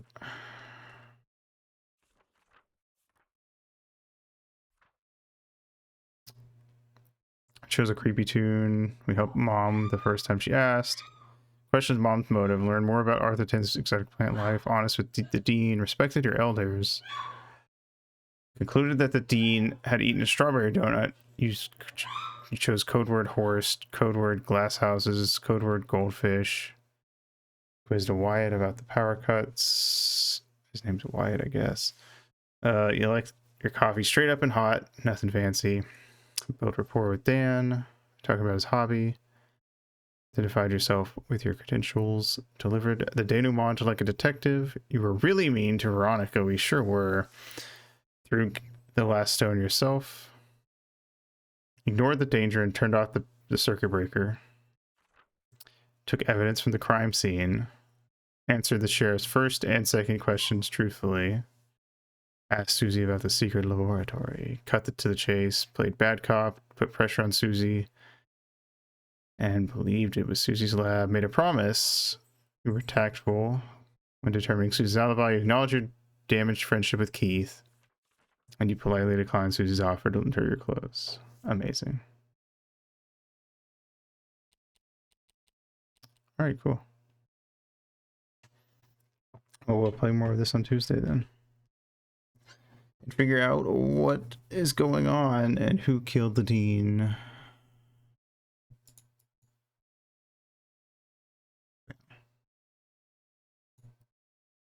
We didn't die, but someone else did. It's true. Alrighty then. Guess we're at dawn today. And yeah, cool. So we'll play more of this on Tuesday. And then we're gonna do some music this week and play all the way through Jenny LeClue this week as well. It's not super long. And then we'll start Wind Waker. And yeah. Cool. That is this upcoming week. I will post the schedule tomorrow as per the usual. Cool. That's it for me then.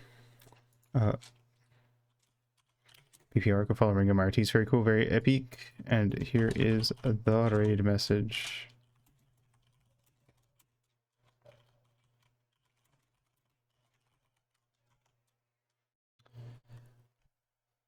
Boop.